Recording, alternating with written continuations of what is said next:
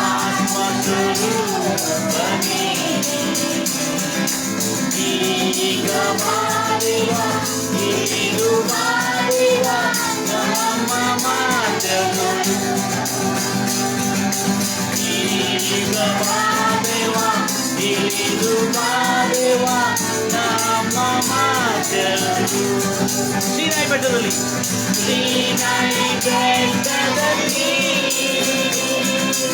ಇಳಿದು ಬಂದವನೇ ಸೀನಾಯಿ ಬೆಟ್ಟದಲ್ಲಿ ಇಳಿದು ಬಂದವನೇ ಆತ್ಮದಾಹವತಿ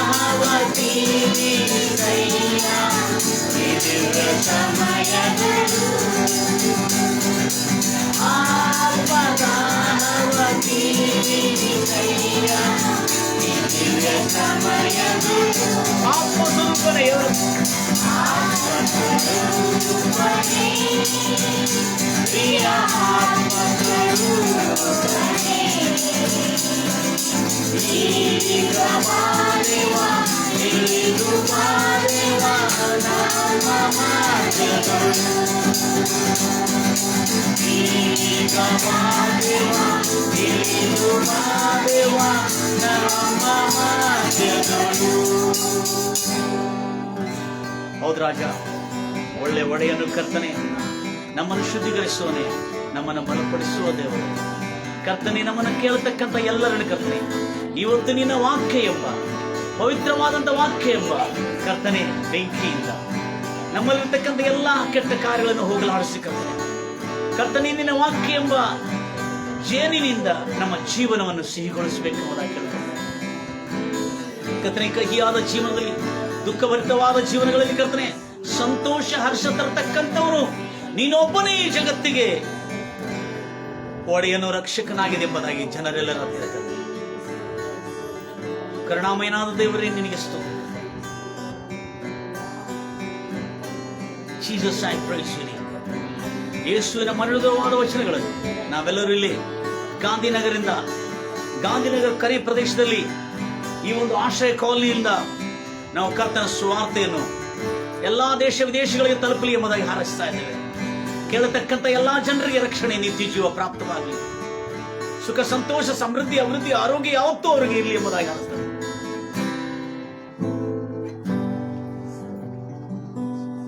ಕುರಿತು ನಮ್ಗೆ ಅರ್ಥ ಆಗಲ್ಲ. ಬಹಳ ಕರುಣಾಳು ಇದ್ದಾನೆ ಆತನು.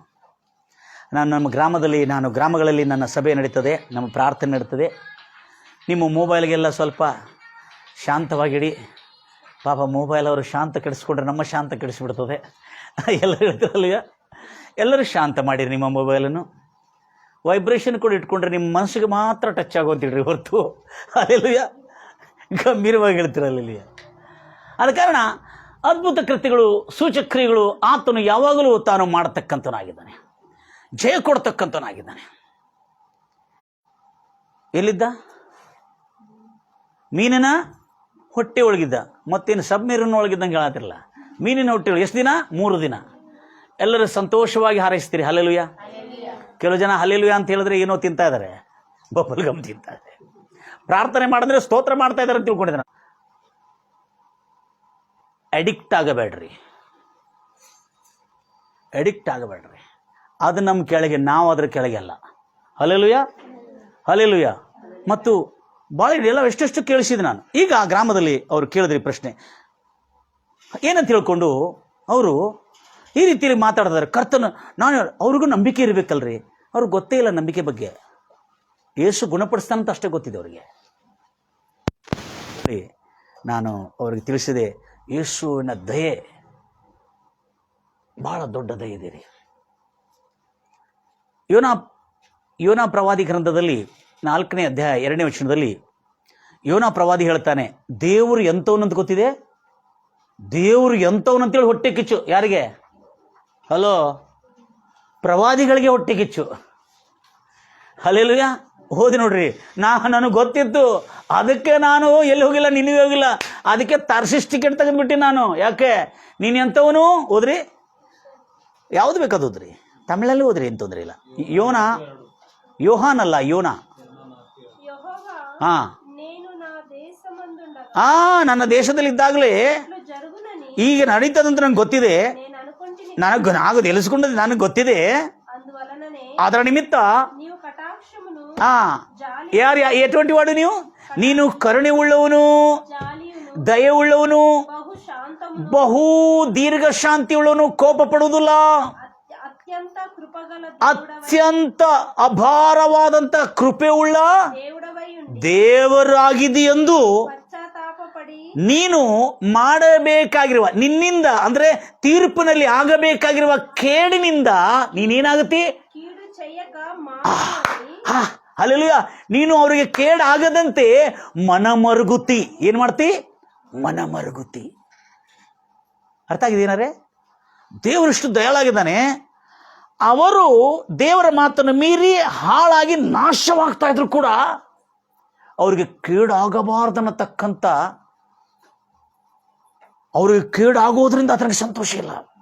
ಮರುಗುತ್ತಾನಂತೆ. ಮರುಗುತ್ತಾನಂದ್ರೆ ಆತನ ಕನಿಕರ ದಯೆ ತೋರಿಸ್ತಾನಂತೆ. ಇದನ್ನು ಹೇಳಿದೆ ನಾನು.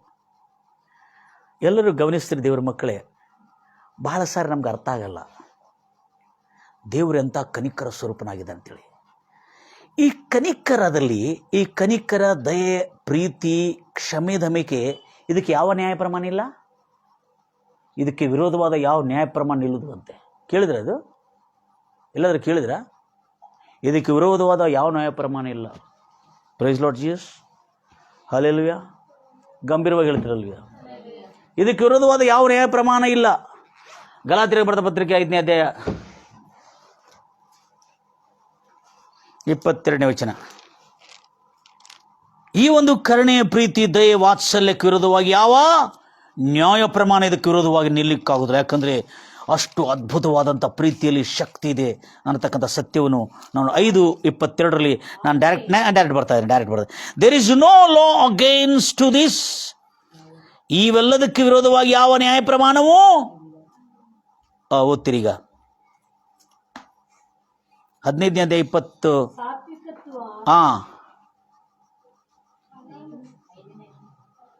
5ನೇ ಅಧ್ಯಾಯ 22ನೇ ವಚನದಿಂದ ನಾವು ಓದ್ತಾ ಬಂದಿರುವಾಗ ದೇವರ ಆತ್ಮನಿಂದ ಉಂಟಾಗುವ ಫಲವೇನೆಂದರೆ ಪ್ರೀತಿ, ಸಂತೋಷ, ಸಮಾಧಾನ, ದೀರ್ಘ ಶಾಂತಿ, ಉಪಕಾರ, ನಂಬಿಕೆ, ಸಾಧುತ್ವ, ಕ್ಷಮೆದಮೆ, ಇಂಥವುಗಳೇ. ಇಂಥವುಗಳನ್ನು ಯಾವ ನ್ಯಾಯ ಪ್ರಮಾಣವೂ ವಿರೋಧಿಸುವುದಿಲ್ಲ. ಏನ್ ಮಾಡುದಿಲ್ಲ? ಯಾವ ನ್ಯಾಯ ಪ್ರಮಾಣವೂ ವಿರೋಧಿಸುವುದಿಲ್ಲ. ಚಾಲು ಮಾಡ್ರಿ ಅವ್ರಿಗಾಗಿ. ಹಲ್ಲೆಲೂಯಾ. Praise lord Jesus. ಗಂಭೀರವಾಗಿ ಹೇಳ್ತಿರಲ್ವ? ಎಲ್ಲ ರಿಮೋಟ್ ಕಂಟ್ರೋಲ್ ನನ್ನ ಕೈ ಕೊಟ್ಟೋದ್ರಲ್ಲ. ಕೈಗಳು ತಟ್ಟಿ ಎಲ್ಲರೂ ದೇವ್ರನ್ನ ಮಹಿಂಪಡಿಸೋಣ. ಎಲ್ಲರೂ ಕೈಗಳು ತೊಟ್ಟನ. ಎಲ್ಲರೂ ಮತ್ತೊಂದು ಸಾರಿ ಎಲ್ಲರೂ ಎಲ್ಲ ಇದ್ದವರಿಲ್ಲ, ಕೈ ಉಳ್ಳವರಿಲ್ಲ. Price lord Jesus. ನಾ ತಟ್ಟೋದ್ರಲ್ಲಿ ಏನು ಮಾಡ್ತಿ ಅಂದಂಗೆ ಕೆಲವು ಜನ ಕೂತಾರೆ. Price lord Jesus. ಏನು ಮಾಡ್ತಿ? ನಾ ಏನು ಮಾಡೋದಿಲ್ಲ. ನೀವು ಕೈಗಳು ತಟ್ಟೋದ್ರಿಂದ ನಿಮ್ಮ ಮೆದುಳು ಚುರುಕಾಗಿರ್ತದೆ, ನಿಮ್ಮ ದೃಷ್ಟಿ ಚೆನ್ನಾಗಿರ್ತದೆ. ಅದಕ್ಕಾಗಿ ಈ ಒಂದು ಪ್ರೀತಿ, ಕರುಣೆ, ದಯೆ, ಪ್ರೀತಿ, ವಾತ್ಸಲ್ಯಕ್ಕೆ ವಿರೋಧವಾಗಿ ಯಾವ ನ್ಯಾಯ ಪ್ರಮಾಣ ಇಲ್ಲ. ನಾನು ಯಾಕೆ ತಂದಿದ್ದೇನೆಂದರೆ, ದೇವರಿಷ್ಟು ಪ್ರೀತಿ ಸ್ವರೂಪನಾಗಿದ್ದಾನೆ. ಆತನ ಕನಿಕರ, ಆತನ ದಯೆ, ಆತನಿಷ್ಟು ಅಪಾರವಾಗಿದೆ. ಅದರ ಮುಂದೆ ಯಾವ ನ್ಯಾಯ ಪ್ರಮಾಣ, ಅದರ ವಿರೋಧವಾಗಿ ಯಾರು ನಿಲ್ಲಿಕ್ಕಾಗೋದಿಲ್ಲ. ಯಾಕಂದರೆ ದಯೆ ಅಷ್ಟು ದೊಡ್ಡದಾಗಿದೆ. ನೀವೆಲ್ಲರೂ ಗೊತ್ತಿರ್ಬೋದು, ಪಬ್ಲಿಕ್ ವೇಷಿ, ಅವಳನ್ನು ನಾನು ಭಾಳ ಸಣ್ಣ ವಯಸ್ಸಿಂದ ನೋಡ್ತಾ ಇದ್ದೇನೆ. ನಾನು ಸ್ಕೂಲ್ಗೆ ಹೋಗ್ತಾ ಇರುವಾಗಿಂದ ನೋಡ್ತಾ ಇದ್ದೇನೆ ಅವಳು ವೇಷಿ ಅಂತೇಳಿ. ಅವಳು ಮೊದಲು ಒಂದು ಗಾರ್ಡನ್ ಹತ್ರ ಕೂತ್ಕೊಂಡು ಅವಳು ತನ್ನ ದೇಹವನ್ನು ಮಾರಾಟ ಮಾಡಿಕೊಂಡು ಜೀವನ ಮಾಡ್ತಿದ್ಳು. ಅವಳು ಸಣ್ಣದಾಗ ನೋಡಿದೆ, ಬಹುತ್ ಗಂದಿ ಅವರತ್ತೆ ಅಂತೇಳಿ. ಆಮೇಲೆ ದಿನಗಳಂತೆ ಅವಳು ಸುಮಾರು 55 ವಯಸ್ಸಾಗೋ ತನಕ, 60 ವಯಸ್ಸಾಗೋ ತನಕ ಅವಳು ಆ ದೇಹವನ್ನು ಮಾರಾಟ ಮಾಡಿಕೊಂಡು ತನ್ನ ಪಾಪದ ಜೀವನ ಮಾಡಿಕೊಳ್ಳೋದು, ಅವಳು ತನ್ನ ರೊಟ್ಟಿ ಪಾಡಿಗೆ ಬದುಕ್ತಾ ಇದ್ಳು. ಅವ್ರನ್ನು ಅನೇಕ ಜನ ನೋಡ್ತಾರೆ, ಎಲ್ಲ ಜನ ಗೊತ್ತಿದೆ. ಇವಳ ಹೆಸರು ಒಂದು ವಿಚಿತ್ರವಾದಂಥ ಹೆಸರಿದೆ, ನಾನು ಹೆಸರಲಿಕ್ಕೆ ಬಯಸುವುದಿಲ್ಲ. ಅವಳನ್ನು ಹೆಸರನ್ನು ಮಾತ್ರ ಗುಪ್ತವಾಗಿರ್ತಾನೆ. ಆ ವೇಷಿ ಅವರ ಮಕ್ಕಳು, ಅವರ ಹೆಣ್ಮಕ್ಕಳು, ಅವರ ಗಂಡು ಮಕ್ಕಳು ಈ ಊರನ್ನು ಬಿಟ್ಟು ಹೋಗ್ಬಿಟ್ರು. ಅವಮಾನಪಟ್ಟು, ನಮ್ಮ ತಾಯಿ ಇಂಥ ವೇಷಿತನ ಮಾಡ್ತಾ ಇದ್ದು ಬಹಳ ಅವಮಾನದಿಂದ ಅವರು ಊರನ್ನು ಬಿಟ್ಟು ಬೇರೆ ಒಂದು ನಾಟಕವನ್ನು ಬಿಟ್ಟು ಹೋದ್ರು. ಆಗ ಏನಾಯ್ತು, ಸುಪರಿಚಿತ ವೇಶ್ಯವಳು. ನಾನು ಒಂದು ಏರಿಯಾನಲ್ಲಿ ಅವಳು ತನ್ನ ಮನೆ ಒಳಗೆ ಆ ಒಂದು ಓಣಿ ಒಂದು ಕಾಲನಿ ಒಳ್ಳೆ ಕಾಲನಿ, ಅದು ಒಳ್ಳೆ ಕಾಲನಿ ಅಂದರೆ ಮಾಮೂಲಿ ಒಂದು ಒಳ್ಳೆ ಕಾಲನಿ ಅಂತ ಹೇಳ್ಬೋದು, ಅಷ್ಟು ಪಾಷನ್ ಕಾಲನಿ ಅಲ್ಲ, ಒಳ್ಳೆ ಕಾಲನಿ. ಆ ಕಾಲನಿಯಲ್ಲಿ ಅವಳು ಹೊರಗೆ ವ್ಯಭಿಚಾರ ಮಾಡಿ ಅವರು ವೇಷತನ ಮಾಡಿ ಅವಳು ದೇಹವನ್ನು ಮಾರಾಟ ಮಾಡ್ಕೊಂಡು ಬರ್ತಿದ್ಲು. ಆದರೆ ಈಗ ದಿನಗಳಂದಂತೆ ಅವರ ಮನೆಗೆ ಆ ಪಾಪಿಗಳು ಅವರ ಮನೆಯನ್ನು ಬಾಗಲ ತಡ್ತಾ ಇದ್ರು. ಎಲ್ಲ ಅವರ ಮನೆಗೆ ಬರ್ತಾ ಇದ್ದಾರೆ, ಹಗಲು ರಾತ್ರಿ ಎಲ್ಲ ಮನೆಗೆ ಬರ್ತಾರೆ. ಆವಾಗ ಓಣಿ ಜನ ಎಲ್ಲ ಏನು ಮಾಡಿದ್ರು ಗೊತ್ತಿದೆ? ಏನು ಮಾಡ್ತಾರೆ? ಸುಮ್ಮನೆ ಇರ್ತಾರ? ನಮ್ಮ ಓಣಿ ಇದೊಂದು ಮರ್ಯಾದೆ ಉಳ್ಳ ಓಣಿ, ಇವಳನ್ನ ಯಾಕೆ ನಾವು ಇವರು ಹೊರಗೆ ಹಾಕೋಣ ಅಂತೀವಿ, ಹೊರಗೆ ಹಾಕ್ಲಿಕ್ಕೆ ಎಲ್ಲ ಹೊಡೆದು. ನಾನು ಆ ಟೈಮ್ನಲ್ಲಿ ಸೈಕಲ್ ಮೇಲೆ ಹೋಗೋನು, ಬೈಕ್ ಇತ್ತೇನೆ ಅವಾಗ, ಬೈಕ್ ಮೇಲೆ ಹೋಗ್ತಾ ಅದೇ ರೂಟಲ್ಲಿ ಹೋಗ್ತಾರೆ ನೋಡಿದೆ ಅವ್ರನ್ನ ವೇಶ್ಯರು. ಅವಳು ನಂಗೆ ಫಾದರ್ ಅಂತ ಗೊತ್ತಿದ್ದೆ ಅವಳಿಗೆ, ಫಾದರ್ ದೇಕೋಜಿ ಅಂಥೇಳಿ. ಏನಾಯ್ತು ಅಂತೇಳಿ, ಇಲ್ಲ ಇವ್ರ ಮನೆ ಬಾಗಲ ತಟ್ಟೋದು ಹೋಗಿ ಆ ಬಂದಿರತಕ್ಕಂಥ ಗ್ರಾಹಕನು, ಆ ವೇಷಿ ಗ್ರಾಹಕನು ಪಕ್ಕದ ಮನೆ ಬಾಗಲ ತಟ್ಟಿದ. ಪಕ್ಕದ ಮನೆ ಬಾಗಲ ತಟ್ಟಿದ್ಕೊಳ್ಳ ಅವಳ ಕಡೆ ಹಾಗೆ ಮಾತಾಡ್ದಾನೆ, ವೇಷಿ ಕಡೆ ಮಾತಾಡ್ದಂಗೆ. ಅವ್ರು ಏನು ಮಾಡಿದ್ರು, ಅಯ್ಯೋ ಇವಳ ಮನೆಗೆ ಬರೋದಿಲ್ಲ, ನಮ್ಮ ಮನೆ ಕಡೆ, ನಮ್ಮ ಪಕ್ಕದ ಮನೆಗೆ ಬರ್ತಾ ಇರುತ್ತೆ. ಎಲ್ಲ ಓಣಿ ಜನ ಎಲ್ಲ ರಚ್ಚಿಗೆದ್ದು ಹಿಗ್ಗ ಅವಳನ್ನ ಎಳ್ಕೊಂಡೋಗಿ ಇಲ್ಲಿ ಮನೆಯೊಳಗೆ ಇರೋದ ಬೇಡ ನೀ ಅಂತ ಹೇಳಿ ಕುಂತರು. ನಾನು ಅವ್ರನ್ನ ಎಷ್ಟೋ ಸಾರಿ ನೋಡಿದೆ, ಅವ್ರ ಬಗ್ಗೆ ನನಗೇನಿಲ್ಲಾಗಿತ್ತು, ಅಭಿಮಾನ ಇಲ್ಲ. ಅವರು ಕೆಟ್ಟವರು, ಹೊಲಸು ಜನ.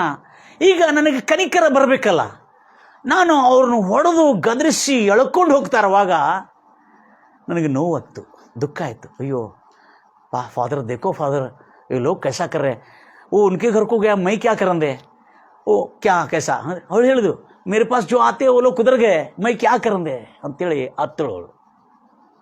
ಅವಾಗ ಇವಳು ನಮ್ಮ ಓಣಿ ಒಳಗೆ ವ್ಯಭಿಚಾರ ಮಾಡ್ತಾರೆ, ಹಂಗೆ ಮಾಡ್ತಾರೆ, ಇವ್ರನ್ನ ಬಿಡೋದಿಲ್ಲ, ಹಂಗೆ ಹಿಂಗೆ ಅಂತೇಳಲ್ಲ. ಒಂದು ಕೆಲಸ ಮಾಡ್ರಪ್ಪ, ಇವಳು ಹೊಡಿಬೇಕಂದ್ರೆ, ಇವಳನ್ನ ಇಲ್ಲಿಂದ ಹೊರಗೆ ತೆಗಿಬೇಕಂದ್ರೆ, ಇವಳು ವ್ಯಭಿಚಾರ ಮಾಡದಿರ್ಬೇಕಲ್ಲ ನಿಮಗೆ, ಹೌದಾ? ಮಾಡದಿರ್ಬೇಕಲ್ಲ. ಒಂದು ಕೆಲಸ, ನೀವಿಷ್ಟೆಲ್ಲ ಬಂದ್ರಿ, ಶಕ್ತಿ ತಗೊಂಡು ಹೊರಗೆ ಹಾಕೋನು, ನಮ್ಮ ಓಣಿಯ ಮರ್ಯಾದೆ, ನಮ್ಮ ಓಣಿಯ ಒಂದು ವರ್ಚಸ್ಸು, ನಮ್ಮ ಓಣಿಯ ಒಂದು ಗೌರವ ಅಂತ ಹೇಳಿ ಬಂದಿರಿ, ಭಾಳ ಸಂತೋಷವಾಯಿತು. ಅವಾಗ ನಾನು ಆ ಒಂದು ಪೂರ ಕಾಲನಿಗೆ ನಾನು ಪರಿಚಯ ಇದೆ. ನಾನು ಭಾಳಷ್ಟು ಸೋಷಿಯಲ್ ವರ್ಕ್ ಅವರಿಗೆ ಹೆಲ್ಪ್ ಮಾಡಿದ್ದೀನಿ, ಅದು ಭಾಳ ಪರಿಚಯ ಇದೆ. ಅವ್ರು ಸ್ವಲ್ಪ ನನ್ನ ಮಾತಿಗೆ ಸ್ವಲ್ಪ ಕಿಮ್ಮತ್ತು ಕೊಡ್ತಾರೆ. ಬೇರೆ ಕಡೆ ಆದರೆ ಆಗ್ತಿದ್ದಿಲ್ಲ ಅನ್ನೋ ಗೊತ್ತಿಲ್ಲ, ಯಾಕಂದರೆ ನೀವು ಯಾರು ಅಂತ ಹೇಳೋದಾಗ್ತದೆ. ಹೌದಾ, ನೀವು ಭಾಳ ಒಳ್ಳೆ ಕೆಲಸ ಮಾಡ್ತಾಯಿದ್ರಿ. ಒಂದು ಕೆಲಸ ಮಾಡಿರಿ, ಇವತ್ತಿಂದ ಎಲ್ಲ ಮನೆಯಿಂದ 1 kg ಅಕ್ಕಿ ತಂದು ಕೊಡ್ರಿ, ಮತ್ತು ಅವಳಿಗೆ ತಿಂಗಳಕ್ಕೆ ಎಲ್ಲರ ಮನೆಯಿಂದ 10 ರೂಪಾಯಿ ಅವಳಿಗೆ ತಂದು ಕೊಡ್ರಿ, ಅವಳಿಗೆ ಮನೇಲಿ ವೇಷಿತನ ಮಾಡದಂತೆ ನಾ ಮಾಡ್ತೀನಿ ಅಂತ ಹೇಳಿದೆ. ಹೊಡಿಲಿಕ್ಕೆ ಇಷ್ಟೆಲ್ಲ ಬಂದಿದೆಯಲ್ಲ, ಇವತ್ತಿಂದ ಇಷ್ಟು ಮಾಡಿಬಿಟ್ರಿ ಅಂತ ಹೇಳಿದೆ. ಎಲ್ಲರೂ ಥಂಡಾದ್ರು. ಹೇಳಿದೆ, ಇಷ್ಟೆಲ್ಲ ಮಾಡಲಿಕ್ಕಾದ್ರೆ ಒಂದು ಒಳ್ಳೆ ಕೆಲಸ ಮಾಡೋಣ. ಇವಳು ಕೆಟ್ಟವಳು ಎಲ್ಲರಿಗೂ ಗೊತ್ತಿದೆ, ಆದರೆ ಇವತ್ತು ಇವಳೊಂದು ಒಳ್ಳೆಯ ಕೆಲಸ, ಒಳ್ಳೆಯದವಳು ಆಗಲಿಕ್ಕೆ ನಾವೆಲ್ಲರೂ 1 kg ಅಕ್ಕಿ, ನಮ್ಮ ಓಣಿಯಲ್ಲಿರುವ ಎಲ್ಲ 1 kg ಅಕ್ಕಿ, ಒಂದು 10 ರೂಪಾಯಿ ತಂದು ಕೊಡ್ರಿ, ಇಲ್ಲಿ ವೇಷಿತನ ಮಾಡಬೇಡಂತೆ. ಅವಳು ಮರ್ಯಾದೆಗೆ ಬದುಕಲಿಲ್ಲದ್ರೆ ಆವಾಗ ತೆಗೆದು ಹಾಕೋಣ ಅಂತ ಹೇಳಿದೆ ನಾನು. ಅದು ರೆಡಿ ಇದ್ದೀರಾ ನೀವು ಅಂತ ಹೇಳಿದೆ. ಯಾರ್ಯಾರು ರೆಡಿ ಇದ್ರಿ ಸ್ವಲ್ಪ ಹೆಸರು ಕೊಡ್ರಿ ಅಂತ ಹೇಳಿದೆ. ಎಲ್ಲರೂ ಹೊಡೆಯಲಿಕ್ಕೆ ಬಂದಿದ್ದಾರಲ್ಲೆಲ್ಲ ಕೊಡ್ತಾರಾ ನೋಡ್ರಿ, ಕೊಡ್ಲಿಕ್ಕೆ ಆಗ್ತದಾ? ಇಲ್ಲ 10 ರೂಪಾಯಿ ಕೊಡ್ಲಿಕ್ಕೆ ಆಗೋದಿಲ್ಲ, ಅವಳನ್ನು ಮನೆಯಿಂದ ಹೊರಗೆ ಹಾಕ್ಲಿಕ್ಕೆ ಬಂದಿದ್ರಲ್ಲ ಅಂಥೇಳಿ ಕೇಳಿದೆ. ಆಯಿತು, ಈಗ ಎಲ್ಲ ಇನ್ನು ಮುಂದೆ ಇವಳಿಗೆ ಬರ್ತಕ್ಕಂಥವ್ರಲ್ಲಿ ಯಾರೂ ಬರೋದಿಲ್ಲ, ಬರದಂತೆ ನಾನು ನೋಡ್ಕೋತೀನಿ. अब एक बार से नहीं आना, तुम्हें घर में रहो जी, और तुम्हारा क्या है इधर नहीं चलना, तुम घर में रहो, तुमನ್ನ ಕೂನ್ ಕಾಡ್ತೇ नहीं, ಯಾರೂ ತೆಗಿಲಿಕ್ಕೆ ಆಗೋದಿಲ್ಲಪ್ಪ, ತೆಗಿಯಕ್ಕೆ ಹೋಗ್ಬೇಡ್ರಿ, ಹಂಗೆ ಆಗೋದಿಲ್ಲ ಅಂತ ಹೇಳಿದೆ ನಾನು. ಅವಾಗ ಅವರೆಲ್ಲರೂ ಓಣಿ ಜನ ಭಾಳ ಒಳ್ಳೆಯವರು, ಯಾಕಂದರೆ ನನಗೆ ರೆಸ್ಪೆಕ್ಟ್ ಕೊಡ್ತಾರೆ ಅವರು. ಕೇಳಿದ ಕೂಡಲೇ ಆ ದಿನದಿಂದ ಅವಳು ಅಲ್ಲೇ ಉಳ್ಕೊಂಡ್ಳು. ಎಲ್ಲರೂ ಹೇಳ್ತೀರ ಅಲ್ಲಲ್ವಿಯ? ಅವಳು ಸಿಕ್ಕಾಗೆಲ್ಲ ನಮಸ್ಕಾರ ಜಿ, ಸಲಾಮ್ ಜಿ ಅಂತ ಹೇಳ್ತಿಲ್ಲ. ಅವರು ಸ್ವಲ್ಪ ಸಲಾಮ್ ವಾಲೇಕುಮ್ ಅನ್ನೋರು, ಅರ್ಥ ಆಗಿದೆಲ್ಲ, ಸಲಾಮ್ ಜಿ ಅಂತ ಹೇಳ್ತಾರೆ. ಆವಾಗ ಮತ್ತು ಅವಳು ಹಾಗೆ ಇದ್ಲು. ನಾನು ಹೇಳ್ತಾ ಇದ್ದೆ, ನೈಜಿ ಅವರು ಭಾಳ ಮೈ ಯೇಸು ಮಸೀಹ್ ಕೋ ಮಾನ್ತಿ ಹೈ, ಮೈ ಯೇಸು ಮಸೀಹ್ ಕೋ ಮಾನ್ತೆ, ಯೇಸು ಮಸೀಹ್ ಬಹುತ್ ಅಚ್ಚಾ ಪರಮೇಶ್ವರ. ದಿನಗಳು ಹೋತು, ಮತ್ತು ಅವಳು ಯಾವಾಗ ಸಿಕ್ಕಾಗೆಲ್ಲ ಭಾಳ ನಮಸ್ಕಾರ ಅಂತ ಹೇಳ್ತಿದ್ಲು. ಆದರೆ ನನಗೆ ಅವಳು ನೋಡಿದಾಗೆಲ್ಲ ಭಾಳ ದಯೆ ಬರ್ತಾ ಇತ್ತು, ಯಾಕಂದರೆ ಅವ್ರ ಮಕ್ಕಳಿಲ್ಲ, 50 ವಯಸ್ಸು ದಾಟಿ ಹೋಗಿದೆ ಪ್ಲಸ್. Price lord Jesus. ಎಲ್ಲರೂ ಹೇಳ್ತಿರಲ್ವ, ಆ ಕರುಣೆಯ ದಯೆ ಅನ್ನೋದು ಏನು ನೋಡೋದಿಲ್ರಿ. ಅದಕ್ಕಾಗಿ ನಮ್ಮ ದೇವರು ಕರುಣಾಳು ದಯಾಳು ಆಗಿದ್ದಾನೆ. ಅವಳು ಎಷ್ಟು ಕೆಟ್ಟವಳಿದ್ದಾಳೆ, ಎಷ್ಟು ವೇಷಿದ್ದಾಳೆ, ಎಷ್ಟು ಹೊಲಸಿದಾಳೆ ಅಂತಲ್ಲ. ಎಂಥವ್ರಾಗಲಿ ಯೇಸುವಿನ ಸಮ್ಮುಖದಲ್ಲಿ ಬಂದರು ಅಥವಾ ಯೇಸುವಿನ ಅಲೆ ಸಮ್ಮುಖದಲ್ಲಿ ಹೋದ ಅವ್ರನ್ನ ಎಬ್ಬಿಸ್ತಾನೆ, ಅವ್ರನ್ನ ಕೈ ಹಿಡಿಸ್ತಾನೆ, ಅವ್ರನ್ನ ಕ್ಷಮಿಸ್ತಾನೆ, ಅವ್ರನ್ನ ಕರುಣಿಸ್ತಾನೆ, ಅವ್ರನ್ನ ರಕ್ಷಿಸ್ತಾನೆ. Price lord Jesus. ಎಲ್ಲರೂ ಹೇಳ್ತಿರಲ್ಲಯ್ಯ. ಆ ಸಮಯದಲ್ಲಿ ಏನಾಗಿದೆ, ಕೆಲವು ವರ್ಷಗಳಾದ ಮೇಲೆ ಅವರು ನಮ್ಮ ಮನೆ ಹತ್ತಿರ ಬಂದರು. ನಮ್ಮ ಮನೆ ಹತ್ತಿರ ಮೇಲೆ ಒಂದು ಸ್ವಲ್ಪ ಝೋಪಡಿಗಳಿದ್ದು, ಆ ಝೋಪಡಿಯಲ್ಲಿ ಬಾಡಿಗೆಗೆ ಬಂದರು. ಅವರು ಡೈಲಿ ಬರುವಾಗ ನಮಸ್ಕಾರ ಜಿ ಅಂತೇಳಿ, ಸಲಾಂ ಜಿ ಅಂತೇಳಿ ಹೋಗ್ತಾ ಇದ್ಲು ಅವರು. ಒಂದು ದಿವಸ ಭಾಳ ದಿವಸ ಕಂಡಿಲ್ಲದ ಕೂಡಲೇ ಅಲ್ಲಿನ ಜನ ಎಲ್ಲ ಏನು ಮಾಡಿದ್ರು, ಮನೆಯಿಂದ ಹೊರಗೆ ಬಂದಿಲ್ಲ, 3 ದಿವಸ ಮನೆಯಿಂದ ಹೊರಗೆ ಬಂದಿಲ್ಲ, ತೆಗೆದು ನೋಡಿದ್ರೆ ಅವಳು ಪಾಪ ಮೂರ್ಛಿತಳಾಗಿದ್ದರು. ಆಮೇಲೆ ಅವರು ಕೇಳಿದೆ, ಏನಾಗಿದೆ ಅಂತ ಕೇಳಿದೆ. ಎಲ್ಲ ನೀರು ಹೊಡೆದು ಯೋಚಿಸಿದ್ರೆ ಅವ್ರಿಗೆ ಆಲ್ರೆಡಿ ಏಡ್ಸ್ ಆಗಿ ಎಷ್ಟೋ ವರ್ಷ ಆಯಿತು. ಎಂಥ ರೋಗ? HIV ಪಾಸಿಟಿವ್ ಏಡ್ಸ್ ರೋಗ ಆಗಿ. ಅವಳು ಎಲ್ಲ ಹೆದರ್ಬಿಟ್ರು. ನಾವು ಒಳಗೆ ಓದ್ಕೊಳ್ಳಿ, ತುಮ್ ಕ್ಯೂ ಜಾ ರೇ ಜಿ, ಮಾರೆ ಕೋ ತೋ ಜಾನ್ ದೇ, ಕೈ ಕೋ ಐಸೆ ದಲಿಂದರ್ ಲೋगों का, ऐसा पापी लोगों, ऐसे दुष्ट लोगों का नहीं, ऐसे लोगों पर हम रहम दिखाना, अच्छे लोगों पर रहम दिखाने से खुदा प्रसन्न नहीं होता, ऐसे लोगों पर रहम दिखाना. ಅವಾಗ ಯಾರೂ ಬರ್ಲಿಕ್ತಾ ಇರಲ್ಲ. ನೀವು ಬರ್ತೀರೋ ಇಲ್ಲ ಅಂತ ಕೇಳಿದೆ. ಆಜ್ ಹಮ್ ಸಬ್ ಮೇ ದೇಖೆಂಗೆ ಕಿತ್ನೆ ಲೋಕ ಮೇರೆ ಸಾಥ್ ಅಂತೇಳಿ ನಾ ಹೋಗಿದ ಕೂಡಲೇ 2 ಹೆಣ್ಮಕ್ಳು ಬಂದರು. ಅದು ಕ್ರಿಶ್ಚಿಯನ್ ಹೆಣ್ಮಕ್ಳು. ಪಾಪ ಕ್ರಿಶ್ಚಿಯನ್ ಹೆಣ್ಮಕ್ಳು ಬಂದರು. ಅವ್ರು ಹೇಳಿದೆ, ನೋಡ್ರಿ ನಾವು ಕ್ರಿಶ್ಚಿಯನ್ ಅದೇವಿ, ಅವ್ರು ನೋಡ್ಬೇಕು ನಾವು ಅಂತೇಳಿ. ಕ್ರಿಶ್ಚಿಯನ್ ಹೆಣ್ಮಕ್ಳು ಬಂದ ಕೂಡಲೇ ಅವ್ನು ಎತ್ಕೊಂಡು ಹೋಗಿ ಗಾಡೀಲಿ ಹಾಕಿ ಅಡ್ಮಿಟ್ ಮಾಡಿದರು. ಅಡ್ಮಿಟ್ ಮಾಡಿದ ಕೂಡಲೇ ಜವಾಬ್ದಾರಿ ಯಾರು ಇಲ್ಲ. ಅಡ್ಮಿಷನ್ ಮಾಡುವಾಗ ಡಾಕ್ಟರ್ ಕಡೆ ಅಡ್ಮಿಷನ್ ಮಾಡಬೇಕಾದ್ರೆ ಜವಾಬ್ದಾರಿ ತಗೋಬೇಕಲ್ಲ. ಅಲ್ಲಿ ಬಂತು पंडगा. ಪಾಪ ವರ್ಗ ಲೇಖ छोड़ो ಏಕೆ क्या बाप ಶಿಲ್ವಾ ಉಟಾಕೋ ನಾಲ್ರಿ ಪರ ಹೌದಾ ಬಾ ಬಂದುಬಿಟ್ರೆ ಶಿಲೆ. ಅವಾಗ ಹೇಳಿದೆ, ನಾ ಜವಾಬ್ದಾರಿ ತಗೋತೀನಿ, ಸೈನ್ ಮಾಡಿದೆ. ಸೈನ್ ಮಾಡಿದ್ರು. ನೋಡ್ರಿ ಮತ್ತು ಏನಾರು ಆಗಿದ್ರೆ ಮತ್ತೆ ಮೊದಲೇ ನೀವು ನಂಬರ್ ಎಲ್ಲ ತಗೊಂಡು, ನಮ್ಮ ನಂಬರೆಲ್ಲ ಪೂರ ಹಾಸ್ಪಿಟ್ಲಿಗೆಲ್ಲ ನನ್ನ ನಂಬರ್ ಗೊತ್ತೈತೆ ಅಂತೇಳಿ. ಜನರಲ್ ಹಾಸ್ಪಿಟ್ಲ್ ಭಾಳ ಒಳ್ಳೆಯವರು. ಅಡ್ಮಿಷನ್ ಮಾಡಿಕೊಂಡ್ರು. ಯಾಕೆ ಹೇಳ್ತಾ ಇದ್ದಾನಂದರೆ, ಅವಳಲ್ಲಿರ್ತಕ್ಕಂಥ ಪಾಪಿಷ್ಟ ಜೀವನ, ಅವಳಿರ್ತಕ್ಕಂಥ ದುರ್ವ್ಯವಹಾರ, ಅವಳು ಒಂದು ವೇಷಿಯಾಗಿದ್ದಾಳೆ. ಆದರೆ ಅವ್ರಿಗೆ ಸಹಾಯ ಮಾಡಬಾರ್ದು ಭಾಳ ಜನ ಹೇಳಿದರು. ಆದರೆ ಏನು ನನಗೆ ತಡಿಲಿಕ್ಕಾಗಿಲ್ಲ. ನನಗೆ ಹೋಗಿ ಅವ್ರಿಗೆ ಸಹಾಯ ಮಾಡುವ ತನಕ ಸಮಾಧಾನ ಆಗಿಲ್ಲ, ಸಂಪೂರ್ಣವಾಗಿ ಎಂಡ್ ಮಾಡೋ ತನಕ ಸಮಾಧಾನ ಆಗಿಲ್ಲ. ಆವಾಗ ನಮ್ಮ ತಾಯಿ ಹೋಗ್ತಾರೆ. ನಮ್ಮ ತಾಯಿ ಗೊತ್ತೈತಿ, ನಮ್ಮ ತಾಯಿ ಮಾತಾಡೋದಿಲ್ಲ, ನೋಡ್ತಾ ಇರ್ತಾಳೆ. ಏನು ಮಾಡ್ಬೇಕು ಅವ್ರು, ನೀವು ಹೇಳ್ರಿ ಅಂತಾಳೆ. ನಿಮ್ಮ ಮಗ ನೋಡ್ರಿ, ನೀವು ಹೇಳ್ರವ, ನಾನು ಹೇಳಿದ್ರೆ ಕೇಳೋದಿಲ್ಲ ಮನುಷ್ಯ ಅಂತ ಹೇಳ್ತಾರೆ. ಇಂಥ ಕೆಲಸಕ್ಕೆಲ್ಲ ಭಾಳ ಹೋಗ್ತಾನೆ. ಇವ್ರು ಮುಂದೆ ಹೋಗಿದ್ರೆ ಏನಲ್ಲ ಅಪ್ಪಡ ಆದರೆ ಕಡೆ ಇವ್ರ ಮೇಲೆ ಬರ್ತೈತೆ. ಆದರೆ ಈ ಮನುಷ್ಯ ಎಲ್ಲ ಹೊತ್ಕೊಂಡು ತಿರುಗ್ತಾನೆ, ಏನು ಮಾಡೋಕ್ಕೆ ಬರೋದಿಲ್ಲ ಅಂತಾರೆ. ಏನವ ಹೇಳವ ನಿಮ್ಮ ಮಗನಿಗತ್ತೆ, ನೀವು ಹೇಳ್ರಿ ಅಂತ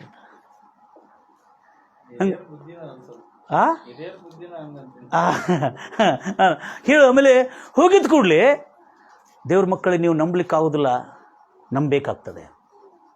ಅವ್ರು ಕೇಳಿದೆ ಎಲ್ಲ ಈ ಸಲೈನ್ಗೆಲ್ಲ ಇರಿಸಿ ಸ್ವಲ್ಪ ಚೇತರಿಸ್ಕೊಂಡ್ರು, ಇಂಜೆಕ್ಷನ್ ಕೊಟ್ಟು ಅವಳಿಗೆ ಒಳ್ಳೆ ತಿಂಡಿಯಾನೆ.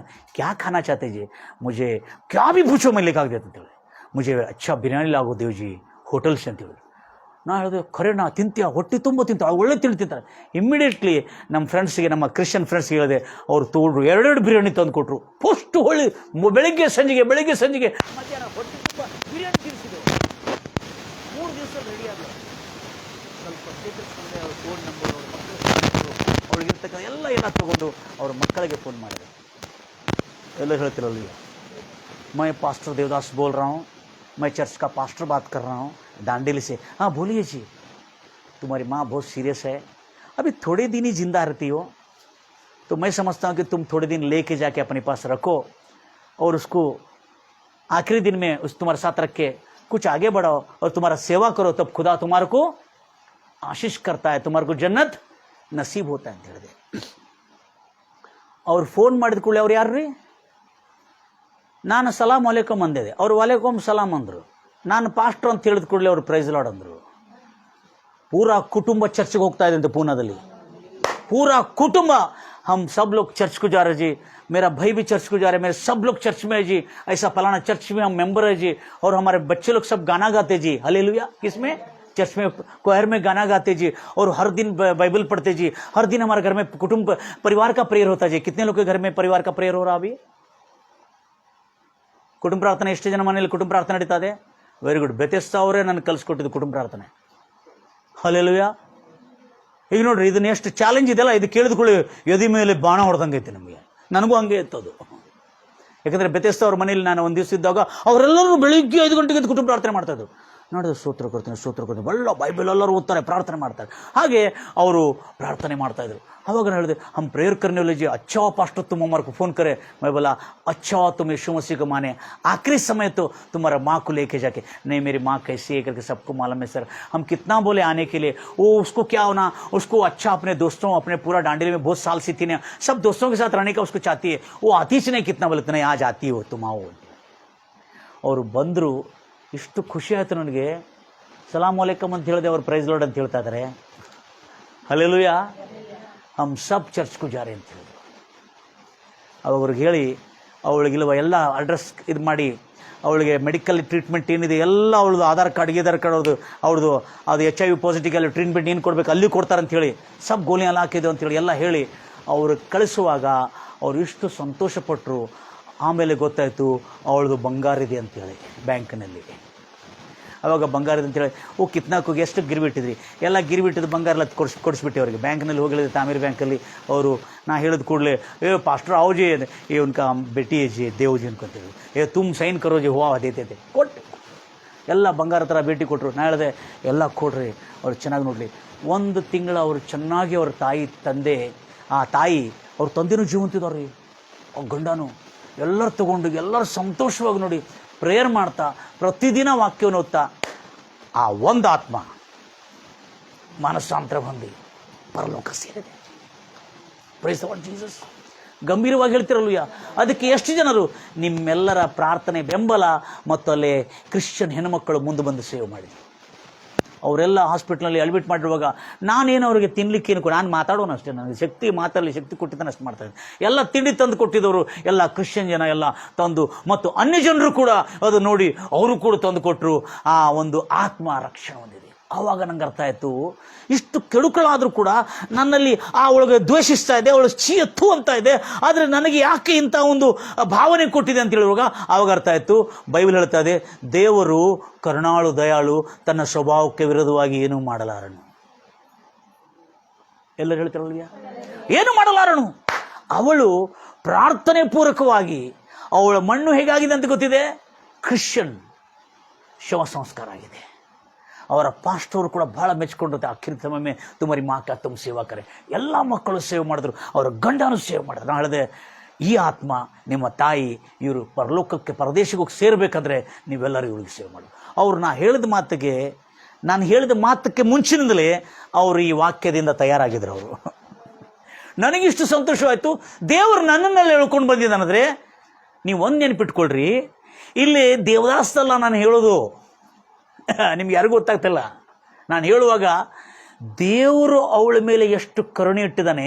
ನಮ್ಮಂಥ ಇಂಗ್ಲೀಷ್ ಸ್ಪೀಕಿಂಗ್ ಕೋರ್ಸನ್ನು ನಡೆಸೋನು, 4 ಚರ್ಚ್ಗಳನ್ನು ಹಳ್ಳಿಗಳಲ್ಲಿ ನಡೆಸೋನನ್ನು, ಮತ್ತೊಂದು ಡಿಗ್ನಿಟಿಯಲ್ಲಿ ಎಲ್ಲ ಸಮಾಜದಲ್ಲಿ ಇಂಗ್ಲೀಷ್ ಸ್ಪೀಕಿಂಗ್ ಸರ್ ಅಂತ ಹೇಳಿರ್ತಕ್ಕಂಥನು ನಮ್ಮನ್ನು ಎಳ್ಕೊಂಡೋಗಿ ಅವಳಿಗೆ ಸೇವೆ ಮಾಡಿಸಿದಂದರೆ ದೇವರಿಗೆ ಅವರ ಮೇಲೆ ಎಷ್ಟು ಪ್ರೀತಿ ಇದೆ ಅನ್ನೋದನ್ನು ನಾವು ಯಾವತ್ತಿಗೂ ಮರ್ತೋಗಬಾರ್ದು.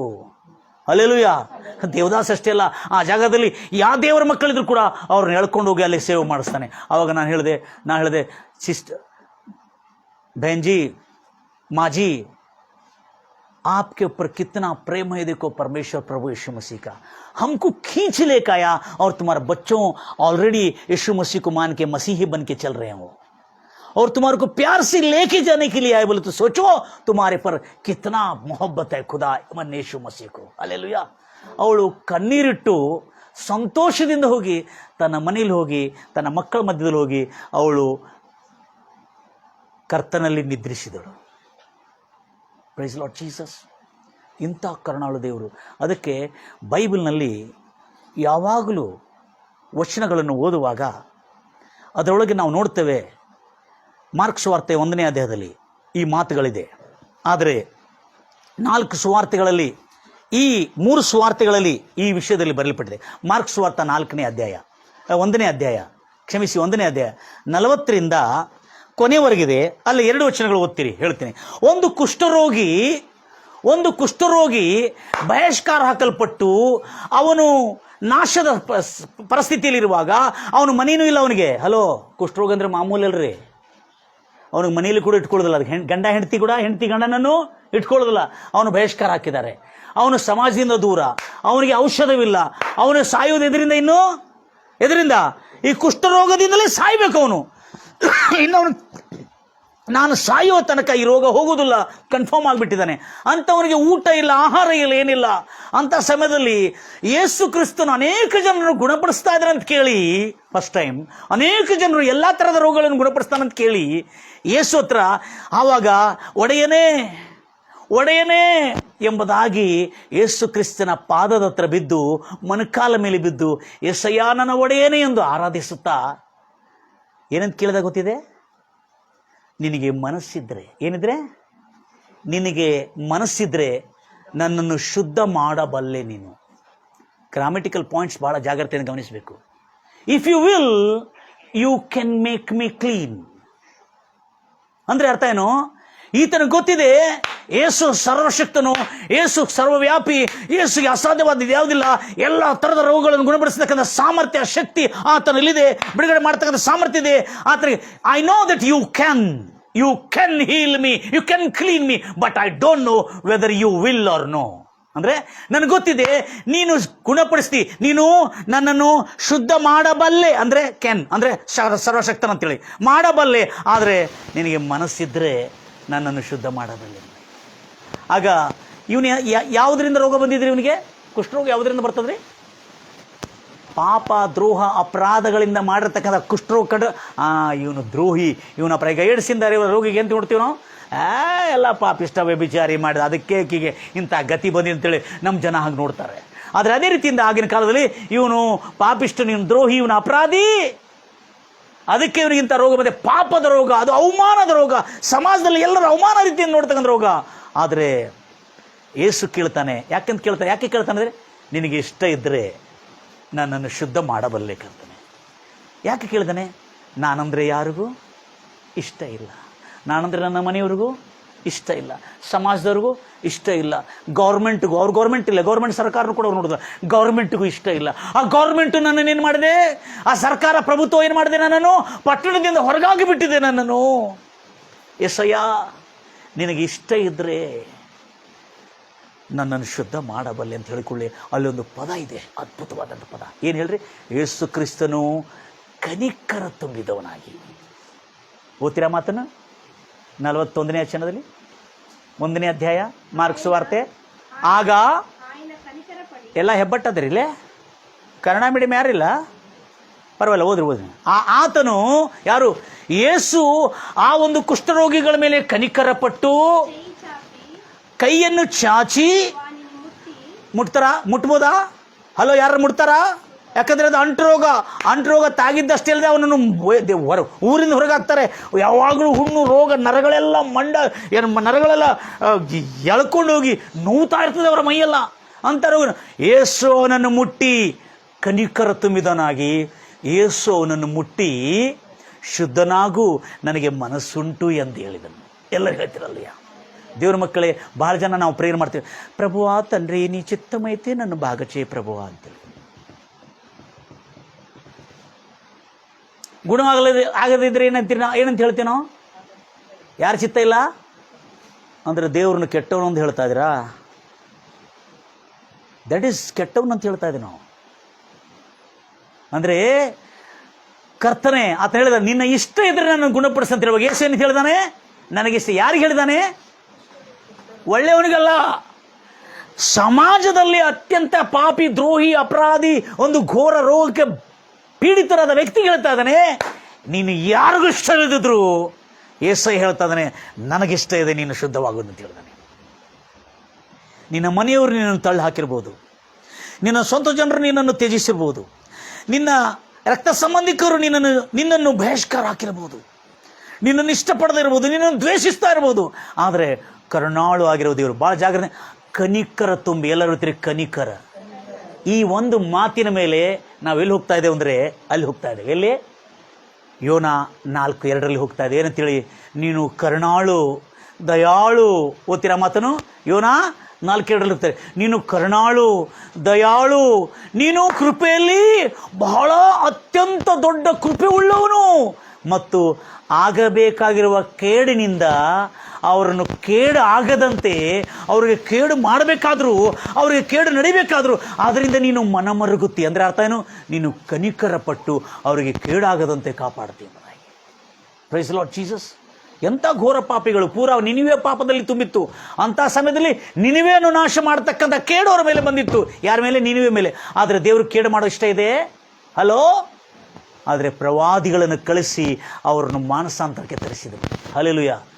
ಇವತ್ತು ನಿಮ್ಮ ಸಮಯ ಮಾನಸಾಂತರ ಪಡುವ, ಮನಸ್ಸು ತಿರುಗಿಕೊಳ್ಳುವ ಸಮಯ ಇದು.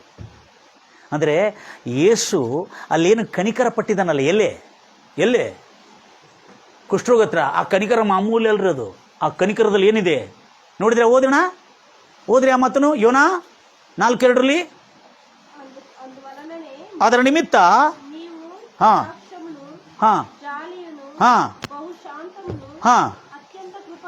ಏನು ನೋಡ್ರಿ, ಏನಿದೆ?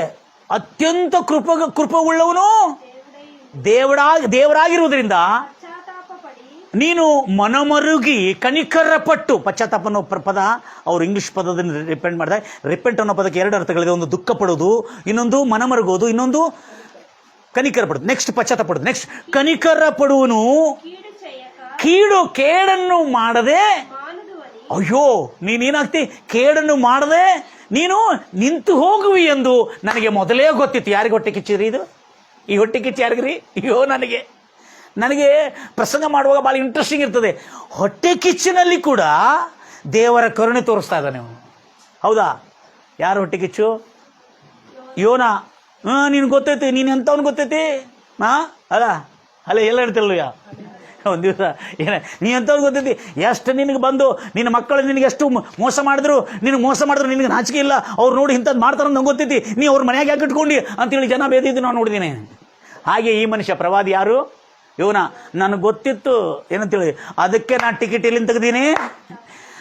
ನಿನವೇಗೆ ನೀ ತೆಗಿ ಅಂತ ಹೇಳಿದಿ. ನನಗೆ ಗೊತ್ತಿತ್ತು ನೀನು ಎಂಥವ್ರು ಅಂತೇಳಿ. ಯಾರು ಹೇಳ್ತಾ ಇದ್ದಾರೆ? ನೀನು ಎಂಥವ್ರಂದು ಮೊದಲೇ ಗೊತ್ತಿತ್ತು. ಅದಕ್ಕೆ ನನ್ನ ಟಿಕೆಟ್ ನಾನು ತಾರ್ಷಿಷಿಗೆ ತೆಗೆದೆ. ಯಾಕಂದರೆ ನೀನು ಎಂಥವನು? ನೀನು ಕರುಣಾಳು, ನೀನು ದಯಾಳು, ನೀನು ಬಹು ಕೃಪೆ ಉಳ್ಳವನು. ಕೇಡು ಮಾಡಬೇಕಾಗಿರುವ ಕೇಡಿನಿಂದ ಮನಮರುಗಿ ಆ ಕೇಡು ಮಾಡದಂತೆ ನೀನು ತಡೆಯೋ. ನನಗೆ ಗೊತ್ತೈತಿ ನಿನ್ನ ಕ್ಯಾರೆಕ್ಟರ್ ಎಂಥದಂತೆ. ಅವರ God is a holy God. ನಮ್ಮ ದೇವರು ಕನಿಕರ, ದಯೆ, ಪ್ರೀತಿ, ವಾತ್ಸಲ್ಯ ತುಂಬಿರುವಂಥ ಈತನಂಥ ದೇವರು ಈ ಲೋಕದಲ್ಲಿ ಯಾರೂ ಇಲ್ಲ. ಅದಕ್ಕೆ ನಮ್ಮ ಜನ ಪ್ರೈಸ್ ಲಾರ್ಡ್, ಅದಕ್ಕೆ ನಮ್ಮ ಜನ ಒಳ್ಳೆ ಹಾಡುಗಳು ಬರೆದಿದ್ದಾರೆ. ಪ್ರಪಂಚದಲ್ಲಿ ನಾವು ಸಂದೇಶ ಸಾರಿಸೋದಕ್ಕಾಗಿ ನಮ್ಮ ಹತ್ರ ಒಂದು ಸಂದೇಶ ಇದೆ. ಏನಂತೇಳಿ? ನಿನ್ನಂಥ ದೇವರು ಯಾರೂ ಇಲ್ಲ. ಚಪ್ಪಾಳೆ. ನಿನ್ನ ಹಾಗೆ ಪ್ರೀತಿಸುವವರು ಒಬ್ಬರೂ ಇಲ್ಲ. ನಿನ್ನಂಥ ದೇವರು ಯಾರೂ ಇಲ್ಲ. ನಿನ್ನ ಹಾಗೆ ಪ್ರೀತಿಸುವವರು ಒಬ್ಬರೂ ಇಲ್ಲ. ಏಸಯ್ಯ ಏಸಯ್ಯ, ನೀನಿಲ್ಲದೆ ನಾನಿಲ್ಲಯ್ಯ. ಏಸಯ್ಯ ಏಸಯ್ಯ, ನೀನಿಲ್ಲದೆ ನಾನಿಲ್ಲಯ್ಯ. ನಿನ್ನಂಥ ದೇವರು ಯಾರೂ ಇಲ್ಲ. ನಿನ್ನ ಹಾಗೆ ಪ್ರೀತಿಸುವವರು ಒಬ್ಬರೂ ಇಲ್ಲ. ನಿನ್ನಂಥ ದೇವರು ಯಾರೂ ಇಲ್ಲ. ನಿನ್ನ ಹಾಗೆ ಪ್ರೀತಿಸುವವರು ಒಬ್ಬರು. ಪಾಪದ ಮರಣದಲ್ಲಿ ಇದ್ದಂಥ ನನ್ನ ಪ್ರೀತಿ ಮಾಡಿ ಪ್ರಾಣ ಕೊಟ್ಟು ಬದುಕಿಸಿದಿ ದೇವಾ. ಎಲ್ಲರೂ ಪಾಪದ ಮರಣದಲ್ಲಿ ಇದ್ದಂಥ ನನ್ನ ಪ್ರೀತಿ ಮಾಡಿ ಪ್ರಾಣ ಕೊಟ್ಟು ಬದುಕಿಸಿದಿ ದೇವಾ. ನಿನ್ನ ಕೃಪೆ ಶಾಶ್ವತ ಎಂದೆಂದು ದೇವಾ. ನಿನ್ನ ಕೃಪೆ ಶಾಶ್ವತ ಎಂದೆಂದು ದೇವಾ. ನಿನ್ನ ಪ್ರೀತಿಯಿಂದ ನಾನು ಜೀವಿಸುವೆ ದೇವಾ. ನಿನ್ನ ಪ್ರೀತಿಯಿಂದ ನಾನು ಜೀವಿಸುವೆ ದೇವಾ. ಏಸಯ್ಯ ಏಸಯ್ಯ, ನೀನಿಲ್ಲದೆ ನಾನಿಲ್ಲಯ್ಯ. ಏಸಯ್ಯ ಚಪಾಳಿ. ಏಸಯ್ಯ ನೀನಿಲ್ಲದೆ ನಾನಿಲ್ಲಯ್ಯ. ನಿನ್ನಂಥ ದೇವರು ಯಾರೂ ಇಲ್ಲ, ನಿನ್ನ ಹಾಗೆ ಪ್ರೀತಿಸುವವರು ಒಬ್ಬರು ಇಲ್ಲ. ನಿನ್ನಂಥ ದೇವರು ಯಾರೂ ಇಲ್ಲ, ನಿನ್ನ ಹಾಗೆ ಪ್ರೀತಿಸುವವರು. ಕಷ್ಟಗಳಲ್ಲಿ ದುಃಖಗಳಲ್ಲಿ ಜೊತೆಯಾಗಿರುವವನು, ರೋಗದಲ್ಲಿ ಸಂಕಟದಲ್ಲಿ ಬಲವ ಕೊಡುವವನು. ಕಷ್ಟಗಳಲ್ಲಿ ದುಃಖಗಳಲ್ಲಿ ಜೊತೆಯಾಗಿರುವವನು, ರೋಗದಲ್ಲಿ ಸಂಕಟದಲ್ಲಿ ಬಲವ ಕೊಡುವವನು. ಕೊರತೆಗಳೆಲ್ಲ ನೀಗಿಸುವವನು ನೀನೇ ಏಸಯ್ಯ, ಕೊರತೆಗಳೆಲ್ಲ ನೀಗಿಸುವವನು ನೀನೇ ಏಸಯ್ಯ. ಸೋಲುಗಳಲ್ಲಿ ಜಯವನ್ನು ಕೊಡುವ ದೇವ ನೀನಯ್ಯ, ಸೋಲುಗಳಲ್ಲಿ ಜಯವನ್ನು ಕೊಡುವ ದೇವ ನೀನಯ್ಯ. ಏಸಯ್ಯ ಏಸಯ್ಯ ನೀನಿಲ್ಲದೆ ನಾನಿಲ್ಲಯ್ಯ. ಏಸಯ್ಯ ಏಸಯ್ಯ ನೀನಿಲ್ಲದೆ ನಾನಿಲ್ಲಯ್ಯ. ನಿನ್ನಂಥ ದೇವರು ಯಾರೂ ಇಲ್ಲ, ನಿನ್ನ ಹಾಗೆ ಪ್ರೀತಿಸುವವರು ಒಬ್ಬರು ಇಲ್ಲ. ನಿನ್ನಂಥ ದೇವರು ಯಾರೂ ಇಲ್ಲ, ನಿನ್ನ ಹಾಗೆ ಪ್ರೀತಿಸುವವರು ಒಬ್ಬರು ಇಲ್ಲ. ಎಲ್ಲರ ಕೈಗಳು ತಟ್ಟು ದೇವ್ರ ಬಿಡಿಸೋ ದೇವ್ರ ಮಕ್ಕಳೇ. ಈಗ ಹೇಳ್ತೀರಿ ಕರ್ತನು ಆದ ಯೇಸು ಕ್ರಿಸ್ತನು ಎಲ್ಲರಿಗೂ ಒಳ್ಳೆಯವನ. ಆಮೇನ್. ಎಲ್ಲರೂ ಹೇಳ್ತಿರಲ್ವಯ್ಯ. ಒಂದು ಸಾರಿ ಏನಾಯ್ತು ಅಂದರೆ, ಒಂದು ಸಾರಿ ಎಂದು ಕನಿಕರ ದಯೆ ಪ್ರೀತಿ ವಾತ್ಸಲ್ಯ ಎಂಥವನೆಂಬುದಾಗಿ, ಕನಿಕರ ಪ್ರೀತಿ ವಾತ್ಸಲ್ಯ ಎಂಥದೆಂಬುದಾಗಿ ನೋಡ್ತೇವೆ. ಯಾಕಂದರೆ ದೇವರು ದಯಾಳು ಕನಿಕರವನು. ಎಷ್ಟು ಸಾರಿ ಏನಂತ ಹೇಳಿದ್ರೆ, ಎಷ್ಟು ಸಾರಿ ಅವನು ದ್ರೋಹ ಅಪರಾಧಗಳು ಪಾಪದಲ್ಲಿ ಬಿದ್ದು ಮತ್ತೂ ಬಂದ ಅಂದರೆ ಅವನು ಕನಿಕರ ತೋರಿಸ್ತಾನೆ ಇಲ್ಲೋ.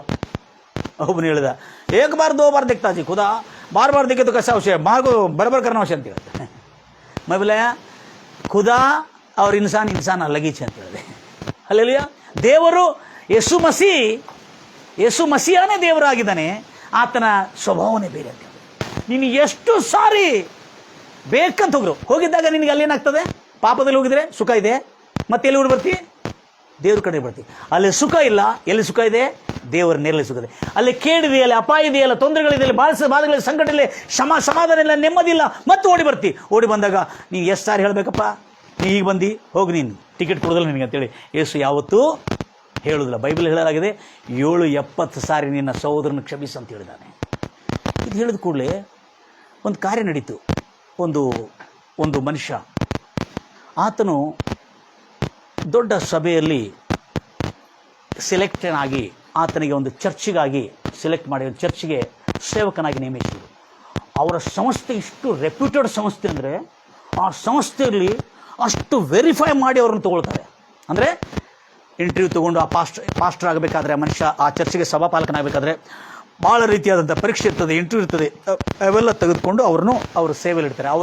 ಮೊದಲು ಅವ್ರ ಹತ್ರ ಇದ್ದುಕೊಂಡು 4-5 ವರ್ಷ ಅವನು ಹೇಗಿದ್ದಾನೆ, ಅವನೇನೆಲ್ಲ ಬೈಬಲ್ ಟ್ರೈನಿಂಗ್ ಮಾಡಿ ಎಲ್ಲ ಡಿಗ್ರಿ ಮಾಡಿದರೆ ಅವನು ತೊಗೊಳ್ಳೋದಲ್ಲ. ಅಲ್ಲೇ ಆ ಸಂಸ್ಥೆಯಲ್ಲಿ ಅವನು ಎಷ್ಟು ಡಿಗ್ರಿ ಮಾಡಲಿ, ಅವರ ಅಡಿಯಲ್ಲಿ ಅವರ ಸಂಸ್ಥೆಯ ಹೆಡ್ ಕ್ವಾರ್ಟರ್ನಲ್ಲಿ ಇದ್ದುಕೊಂಡು 1-2-3 ವರ್ಷ ಅವರ ಕಡೆ ಸೇವೆ ಮಾಡಬೇಕು. ಅವನು ನಾನು ಡಾಕ್ಟರ್ ಡಿಗ್ರಿ ತೊಗೊಂಡಿದ್ದೀನಿ, ನನಗೆ ನಿಮ್ಮ ಚರ್ಚಲ್ಲಿ ಪಾಸ್ಟರ್ ಮಾಡಿದ್ರೆ ಮಾಡೋದಿಲ್ಲ ಅವರು.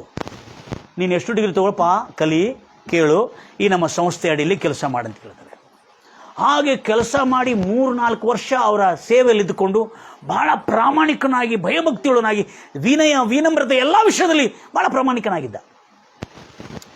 ಅವನನ್ನು ಒಂದು ಸೇವೆಯಲ್ಲಿ ಅಪಾಯಿಂಟ್ ಮಾಡಿದರು. ಒಂದು ಸಭೆಗೆ, ಒಂದು ಸೇವೆಯಲ್ಲಿ, ಒಂದು ಆ ಊರಿನಲ್ಲಿ ಅಪಾಯಿಂಟ್ ಮಾಡಿದರು. ಅಪಾಯಿಂಟ್ ಮಾಡಿದ ಕೂಡಲೇ ಪಾಪ ಅವನು ಏನಾದ ಅಂದರೆ, ಅವನು ಆ ಅಪಾಯಿಂಟ್ ಆದ ಕೂಡಲೇ ನೋಡಲಿಕ್ಕೆ ಭಾಳ ಸುಂದರವಾಗಿದ್ದಾನೆ. ಏನಾಗಿದ್ದಾನೆ? ಭಾಳ ಸುಂದರವಾಗಿ ಗುಂಡಾಗಿದ್ದಾನೆ, ಮಸ್ತ್ ಚೆನ್ನಾಗಿದ್ದಾನೆ, ಭಾಳ ಲಾಲಾ ಚಟ್ ಅಂತೇಳಿ ಏನಂತಾರೆ, ಸುಮ್ಮನೆ ಮಸ್ತ್ ಕ್ಯೂಟ್ ಆಗಿದ್ದಾನೆ. ಕ್ಯೂಟ್ ಆಗಿರೋದ್ರಿಂದ ಅಲ್ಲಿ ಏನಾಯಿತು, ಅವನ ಕೌಟುಂಬಿಕ ಜೀವನದಲ್ಲಿ ಒಂದು ಕಲಹ ಬಂದಿರುವಾಗ ಅವನು ಒಂದು ಸಹೋದರಿ ಜೊತೆಯಲ್ಲಿ ಪಾಪದ ಸಂಬಂಧ ಇಟ್ಕೊಂಡಿದ್ದ. ಆ ಪಾಪದ ಸಂಬಂಧ ಅವಳ ಜೊತೆಯಲ್ಲಿ ಇರುವುದರಿಂದ ಅಲ್ಲಿರ್ತಕ್ಕಂಥ ಎಲ್ಲ ಗುಂಪಿನವರಿಗೆ ಗೊತ್ತಾಗಿ ಅವನನ್ನು ನೇರವಾಗಿ ರೆಡ್ ಹ್ಯಾಂಡ್ ಅಂದರೆ ಪಾಪ ಅದ ಕಾರ್ಯಗಳು ಏನೇನು ಬೇಕಾಗಿದೆ ಲೆಟರ್ಸ್ಗಳವೆಲ್ಲ ಅವನಿಗೆ ನೇರವಾಗಿ ಅವರ ಹೆಂಡತಿ ಹಿಡಿದು ಸಭೆಗೆ ಒಪ್ಪಿಸಿ ಎಲ್ಲರ ಮುಂದೆ ಬಯಲಿಗೆ ತಂದಳು. ಯಾರು? ಹೆಂಡತಿ.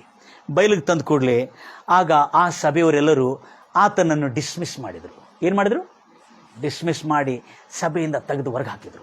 ಹೊರಗೆ ಹಾಕಿಬಿಟ್ರು. ಈಗ ಆತನ ಊಟ ಹೋಯ್ತು, ಎಲ್ಲ ಹೋಯ್ತು, ಮಾನ ಮರ್ಯಾದೆ ಎಲ್ಲ ಹರಾಜಾತು.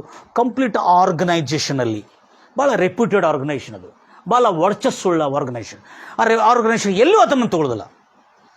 ಆತನ ಜೊತೆಲಿ ಮತ್ತೊಂದು ಈ ಕಾಂಜಿ ಪಿಂಜಿ ಇರ್ತಾರಲ್ಲ, ಕಾಂಜಿ ಪಿಂಜಿ ಸ್ವಲ್ಪ ತಿಳಿದವರು, ಇದು ಸ್ವಲ್ಪ ತಿಳಿದವರು ಇರ್ತಲ್ಲ, ಸ್ವಲ್ಪ ತಿಳಿದವರು, ಆ ತಿಳುವಳಿಕೆ ಅವನ ಜೊತೆ ಎಲ್ಲ ತಿಳ್ಕೊಂಡು ಅವನು ಏನು ಹೇಳಿಲ್ಲ, ಅವನಿಗೆ ಎನ್ಕರೇಜ್ ಮಾಡಿಲ್ಲ, ಏನು ಮಾಡಿಲ್ಲ. ಅವನೇನು ಮಾಡ್ದಾನೆ? ಅವನು ಪ್ರತಿದಿನ ಕುಡಿತನ ಚಟಕ್ಕೆ ಬಲಿಯಾದನು, ದಾಸನಾದನು. ಏನಾದನ? ಈಗ ಎಲ್ಲರೂ ತೆಗೆದೋಗಿದ್ರಲ್ಲ, ನನ್ನ ಮರ್ಯಾದೆ ಇತ್ತಲ್ಲ, ನನಗೆಲ್ಲ ಇದ್ದತ್ತು. ಏನಂತೇಳಿ? ನೀನು ದೇವರಿಂದ ನೀನು ತಳ್ಳಲ್ಪಟ್ಟಿದ್ದಿ, ನೀನು ದೇವರಿಗೆ ಇಷ್ಟವಿಲ್ಲದಂಥ ವ್ಯಕ್ತಿ, ದೇವರಿನ ಅಭಿಷೇಕ ತೆಗೆದುಕೊಂಡಿದ್ದಾನೆ, ದೇವರು ನಿನ್ನನ್ನು ಸೇವೆಯಿಂದ ತಳ್ಳಿ ಹಾಕಿದ್ದಾನೆ, ನೀನು ಎಂದಿಗೂ ನಿನ್ನ ಸೇವೆಯಲ್ಲಿ ಬರಲಿಕ್ಕೆ ಆಗೋದಿಲ್ಲ, ನೀನು ಶಾಪಗ್ರಸ್ತನಂತೇಳಿ ಅವರು ಹೇಳಿ ತೆಗೆದು ಹಾಕಿದ್ರು ಅವ್ರನ್ನ. ಹಲೋ, ಸರಿನಾ? ಅದು ನೀನು ಸಮಾಜ ದ್ರೋಹ, ಸಭೆ ದ್ರೋಹ, ದೈವ ದ್ರೋಹ ಮಾಡಿದಿ, ನೀನು ಶಾಪಗ್ರಸ್ತನಾಗಿದ್ದಿ, ನಮ್ಮ ಸಭೆಯಲ್ಲಿ ನಿನ್ನ ಎಂದಿಗೂ ತಗೊಳ್ಳೋದಿಲ್ಲ ಎಂಬುದಾಗಿ ಅವನು ಸಂಪೂರ್ಣವಾಗಿ ತೆಗೆದುಹಾಕಿದ್ಕೊಳ್ಳಿ. ಅವನು ಹೊರಗೆ ಬಂದ ಕೂಡಲೇ ಮತ್ತು ಕುಡುಕನಾಗಿ, ಪಟ್ಟಿಂಗನಾಗಿ ಪ್ರತಿದಿನ ಕುಡಿಲು ಸ್ಟಾರ್ಟ್ ಮಾಡಿ ಅವನು ಇದನ್ನು ಬಿಟ್ಟುಬಿಟ್ಟ, ಆ ದೈವ ಮಾರ್ಗವನ್ನು ಬಿಟ್ಟುಬಿಟ್ಟು ನನಗೆ ಎಷ್ಟೋ ಜನ ಹೇಳ್ತಾಯಿದ್ರೆ ಆ ಮನುಷ್ಯ ಹಿಂಗಾಗಿದ್ದಾನೆ, ಎಷ್ಟೋ ಜನ, ನನಗೆ ಭಾಳ ದುಃಖ ಆಗ್ತದೆ. ಯಾಕಂದರೆ ಒಬ್ಬರನ್ನು ಸೇವಕರಾಗಿ ತಯಾರು ಮಾಡಬೇಕಾದ್ರೆ, ಒಂದು ವಿಶ್ವಾಸಿಯಾಗಿ ತಯಾರು ಮಾಡಬೇಕಾದ್ರೆ ನಾವು ಎಷ್ಟೋ ತ್ರಾಸು ತೊಗೊಂಡಿರ್ತೀವಿ ನಾವು. ಒಂದು ವಿಶ್ವಾಸಿಯಾಗಿ ತಯಾರು ಮಾಡಬೇಕಾದ್ರೆ, ಒಂದು ವಿಶ್ವಾಸನ ಜನ್ಮ ಕೊಡಬೇಕಾದ್ರೆ ಒಂದು ಸೇವಕು ಎಷ್ಟೋ ತ್ರಾಸು ಹೋಗ್ಬೇಕು. ಒಂದು ಸೇವಕನು ಹೋಗಿದ್ದಾನೆ ಅಂತ ನಂಗೆ ಭಾಳ ದುಃಖ ಆಗ್ತಾಯಿತ್ತು. ಅವ್ನು ನೋಡಿದಾಗಲ್ಲ, ಅಯ್ಯೋ ದೇವ್ರೆ, ಈ ಮನುಷ್ಯ ತಪ್ಪಿ ಹೋಗ್ಬಿಟ್ನಲ್ಲ, ದಾರಿ ತಪ್ಪಿಬಿಟ್ನಲ್ಲ, ಎಲ್ಲ ನಾಶಕ್ಕೆ ಹೋಗ್ತಾ ಇದ್ದಾನಲ್ಲ, ಕರ್ತನೆ ಇವನು ಹಿಂಗೆ ಆಗ್ತಾಯಿದ್ದಾನಲ್ಲ, ಇವನು ಹಿಂಗೆ ಹೋಗೋದು. ಯಾಕಂದರೆ ಸೇವೆಗೆಲ್ಲ ತಯಾರಾಗಿದೆ, ಎಲ್ಲ ಎಕ್ವಿಪ್ಡ್, ಅವನು ಟ್ರೈನ್ಡ್, ಅವನು ಅಂಥವ್ನು ಹಾಳಾಗ್ತಾ ಇದ್ದಾನೆ. ಭಾಳ ದುಃಖ ಆಗ್ತಾಯಿತ್ತು. ಒಂದು ದಿವಸ ನನಗೆ ಸಾರಾಯಿ ಅಂಗಡಿಯಿಂದ ಹೊರಗೆ ಬಂದ, ಮತ್ತು ಈ ಕಾಂಜಿ ಪಿಂಜಿ ಇರ್ತಾರಲ್ಲ, ಅವ್ರ ಜೊತೆಯಲ್ಲಿ ತಿರುಗ್ತಾ ಇದೆ, ಕಾಂಜಿ ಪಿಂಜಿ ಗೊತ್ತಿರೋರು, ಅವ್ರ ಜೊತೆಲಿ ತಿರುಗ್ತಾ ಬಂದ. ನನಗೆ ಭೇಟಿಯಾದ. ನಾನು ಬೈಕ್ ನಿಲ್ಲಿಸಿದೆ. ಬ್ರದರ್ ಏನಾಯ್ತು ಅಂತ ಕೇಳಿದೆ. ಯಾಕಂದರೆ ನಾನು ಅವರು ಆ ಸಭೆಗೆ ಹೋಗಿ ಒಂದು ಸಾರಿ ವಾಕ್ಯ ಹೇಳಿ ಬಂದಿದೆ. ಏನಾಯಿತು? ನನಗೆಲ್ಲ ಗೊತ್ತಾಯಿತು. ಹೌದಲ್ಲ, ಗೊತ್ತಾಯ್ತಲ್ಲ. ಇನ್ನು ನಂಗೆ ಅವ್ರು ಏನು ಹೇಳ್ತಾರೆ, ಅದಕ್ಕೆ ನಾನು ಇನ್ನು ದೇವ್ರು ನಂಗೆ ತೊಗೊಳ್ಳೋದಿಲ್ಲ. ಅರ್ಥ ಆಗ್ತದೆ? ದೇವ್ರು ನಂಗೆ ತೊಗೊಳ್ಳೋದಿಲ್ಲ, ನಾನು ಇನ್ನು ಪಾಪದಲ್ಲಿ ಬಿದ್ದುಬಿಟ್ಟಿದ್ದೆ, ಅದಕ್ಕೆ ನಾನು ಸಂಪೂರ್ಣವಾಗಿ ಪಾಪದಲ್ಲಿ ಬಿಟ್ಟು ಹೆಂಗಾರು ನಾಶ ಆಗ್ತೇನೆ, ಆ ಟೆನ್ಷನ್ ನಂಗೆ ಬೇಡ ಅಂತೇಳಿ ನಾನು ಕುಡಿಲಿಕ್ಕೆ ಆರಂಭ ಮಾಡಿದೆ ಅಂತ ಹೇಳಿದೆ. ದೇವ್ರು ಬಿಟ್ಟು ಅಂತ ನಿಂಗೆ ಯಾರು ಹೇಳಿದ್ರಪ್ಪ ಅಂತ ಹೇಳಿದೆ. ಎಲ್ಲರೂ ಹೇಳ್ತಿರಲ್ವಯ್ಯ, ಜಾಗ್ರತೆ ಅಂತ ಕೇಳ್ತಿರಲ್ಲ, ಎಲ್ಲರಿಗೂ ಗೊತ್ತಿದೆ ನಾನು 8 ಬಿಡ್ತೀನಿ ಅಂತೇಳಿ. ಶಾಕ್ ಅಂತ ಹಲ್ಲೆಲೂಯ. ಅದಕ್ಕೆ ನಿಮಗೆಲ್ಲ ವ್ಯವಸ್ಥೆ ಮಾಡಿದ್ದೀನಿ, ಇದೆಲ್ಲ ಮಾಡಿಸಿದ್ದಾರೆ. Praise Lord. ಯೆಸ್. ಅವ್ರಿಗೆ ಹೇಳ್ತಾ ಇದ್ದೆ ನಾನು, ಅವನಿಗೆ ಹೇಳಿದೆ, ಇಲ್ಲ ದೇವ್ರು ಬಿಟ್ಟರು. ಯಾರು ಹೇಳಿದ್ರು? ನಮ್ಮ ಜನ ಹೇಳಿಬಿಟ್ರು, ದೇವ್ರು ನಿಂಗೆ ಬಿಟ್ಟರು, ನೀನು ಒಂದು ಸಾರಿ ದೇವರ ಆಜ್ಞೆಯನ್ನು ರುಚಿ ನೋಡಿ ನೀನು ಹಿಂದೆ ಬಿದ್ದವನಾಗಿದ್ರೆ ಮತ್ತು ತಿರುಗಿ ಯಾವತ್ತಿಗೂ ಮಾನಸಾಂತರಕ್ಕೆ ಬರೋದಿಲ್ಲ ಅಂತೇಳಿ ವಚನ ಹೇಳಿದರು ಅವರು. ಅದಕ್ಕಾಗಿ ಅವನೇನಾಗ್ಬಿಟ್ಟಿದ್ದಾನೆ? ಕನ್ಫರ್ಮ್ ಆಗಿಬಿಟ್ಟಾನೆ, ನನಗೆ ದೇವರು ತಗೊಳ್ಳೋದಿಲ್ಲ ಅಂತೇಳಿ. ಸರಿ ಓದಿದೆಯಾ ಬೈಬಲ್ ಅಂತ ಹೇಳಿದೆ. ನೀನು ಹಿಂಜರಿದು ಬಿದ್ದರೆ ಅಲ್ಲ, ನೀನು ಸಂಪೂರ್ಣವಾಗಿ ದೇವ್ರನ್ನ ಬಿಟ್ಟು ದೇವರೇ ಬೇಡ ಅಂತೇಳಿ ನೀನು ವಿಗ್ರಹಾರಾಧನೆಗೆ ಹೋಗಿದ್ರೆ, ನೀನು ದೇವರು ಬೇಡ ಅಂತ ನಾಸ್ತಿಕನಾಗಿ ಹೋಗಿದ್ರೆ ನೀನು ಪಾಪಿ ಆಗ್ತಿ, ನೀನು ಕೈ ಬಿಡಲ್ಪಡ್ತಿ. ಆದರೆ ನೀನು ಪಾಪದಲ್ಲಿ ನೀನು ಮಾಯಾ ಮೋಸದಲ್ಲಿ ಶೋಧನೆಯಲ್ಲಿ ಬಿದ್ದು ನೀನು ಮೋಸಕ್ಕೆ ಬಲಿಯಾಗಿದ್ದು ಗೊತ್ತಿದೆ, ಆದರೆ ದೇವರು ನಿನ್ನ ಕೈ ಬಿಡಲಿಲ್ಲ ಅಂತ ಹೇಳಿದೆ. ಅದು ಹೆಂಗೆ ಹೇಳ್ತೀರಿ ಬ್ರದರ್ ಅಂತ ಹೇಳಿದೆ. ಆ ಒಂದು ಮೆಸೇಜಿಂದ ಅವನು ರಿಪೆಂಟ್ ಆಗಿ ಎಲ್ಲ ಹೇಳ್ತಿರಲ್ವಯ್ಯ. ನಾ ಹೇಳಿದೆ, ಯಾರು ನಿಮಗೆ ಉದಾಹರಣೆ ಕೊಟ್ಟಿದೆ? ಸಂಸೋನ್ ನೋಡಿದ್ರು ಅಂತೇಳಿ ಸಂಸೋನ್ ಉದಾಹರಣೆ ಕೊಟ್ಟಿದ್ರು ಅವರು. ಏನು ಕೊಟ್ಟಿದ್ರು? ದೇವ್ರ ಮಕ್ಕಳೇ, ಕೆಲವು ಜನ ಈ ಉಪದೇಶ ಮಾಡುವಾಗ ಜಾಗ್ರತೆಯಿಂದ ಮಾಡಬೇಕು, ಒಂದು ಆತ್ಮ ನಾಶವಾಗಬೇಕಾದ್ರೆ. ನಾ ಹೇಳಿದೆ ಸಂಸೋನ್ ವೆರಿ ಗುಡ್ ಅಂತ ಹೇಳಿದೆ, ನಾನು ಅದೇ ತೊಗೊಂಡಿದ್ದೆ, ನೀನು ವೆರಿ ಗುಡ್. ಸಂಸೋನ್ಗೆ ದೇವ್ರು ಏನು ಮಾಡಿದಾನೆ ಅಂತ ಹೇಳಿದೆ. ಏನು ಮಾಡಿದ? ಅವನು ಪಾಪ ಮಾಡಿದ, ಅದಕ್ಕಾಗಿ ಅವನು ಪಾಪ ಮಾಡಿದ್ರಿಂದ ಅವನು ದೇವರು ಕೈ ಬಿಟ್ಟಿರೋದ್ರಿಂದ ಅವನೇನಾಗಿದ್ದಾನೆ? ನಾಶವಾಗಿಬಿಟ್ಟ. ಹಾಗೆ ಒಂದು ಸಾರಿ ನಾಶವಾಗಿದ್ದಾನ? ಏನಾಗಿದ್ದಾನೆ? ನಾಶ, ಸತ್ತೋಗಿಲ್ಲ ಅವನು. ಮತ್ತೆ ಅಲ್ಲ, ದೇವರ ಆತ್ಮ ಬಂತಂತ ಹೇಳಿದ್ದು ಬೈಬಲಲ್ಲಿ ನೋಡ್ರಲ್ಲ. ಅದು ಒಂದು ಒಂದು ನೆರವೇರೋ ಪಾಯಿಂಟ್, ಅದು ಕೂಡ ನಾನು ಒಪ್ತೇನೆ. ಆದರೆ ದೇವರ ಆತ್ಮ ಬಂದಿದೆ ಅಂತೆಲ್ಲ ಇಲ್ಲಿ ಇದೆಯಾ? ದಯಮಾಡಿ ನೋಡ್ರಿ, ಆತನ ಏನು ಹೇಳಿದಾನೆ, ನನಗೆ ಒಂದು ಸಾರಿ ಶಕ್ತಿ ಕೊಡು ಅಂತೇಳಿ. ಅಲ್ಲೇ ದೇವರಾತ್ಮ ಬಂದಿದೆ ಅಂತಿಲ್ರಿ. ಹಲೋ, ಏನಂತ ಹೇಳ್ದಾಗ ಗೊತ್ತಿದೆ, ಕರ್ತನೇ ಏನಂತ ಹೇಳ್ತಾನೆ, ಇವನೇನು, ಹಲೋ, ಇವನೇನು ಪಾಪ ಮಾಡಿದಾನೆ ಹೇಳ್ರಿ, ಏನು ಪಾಪ ಮಾಡಿದಾನೆ?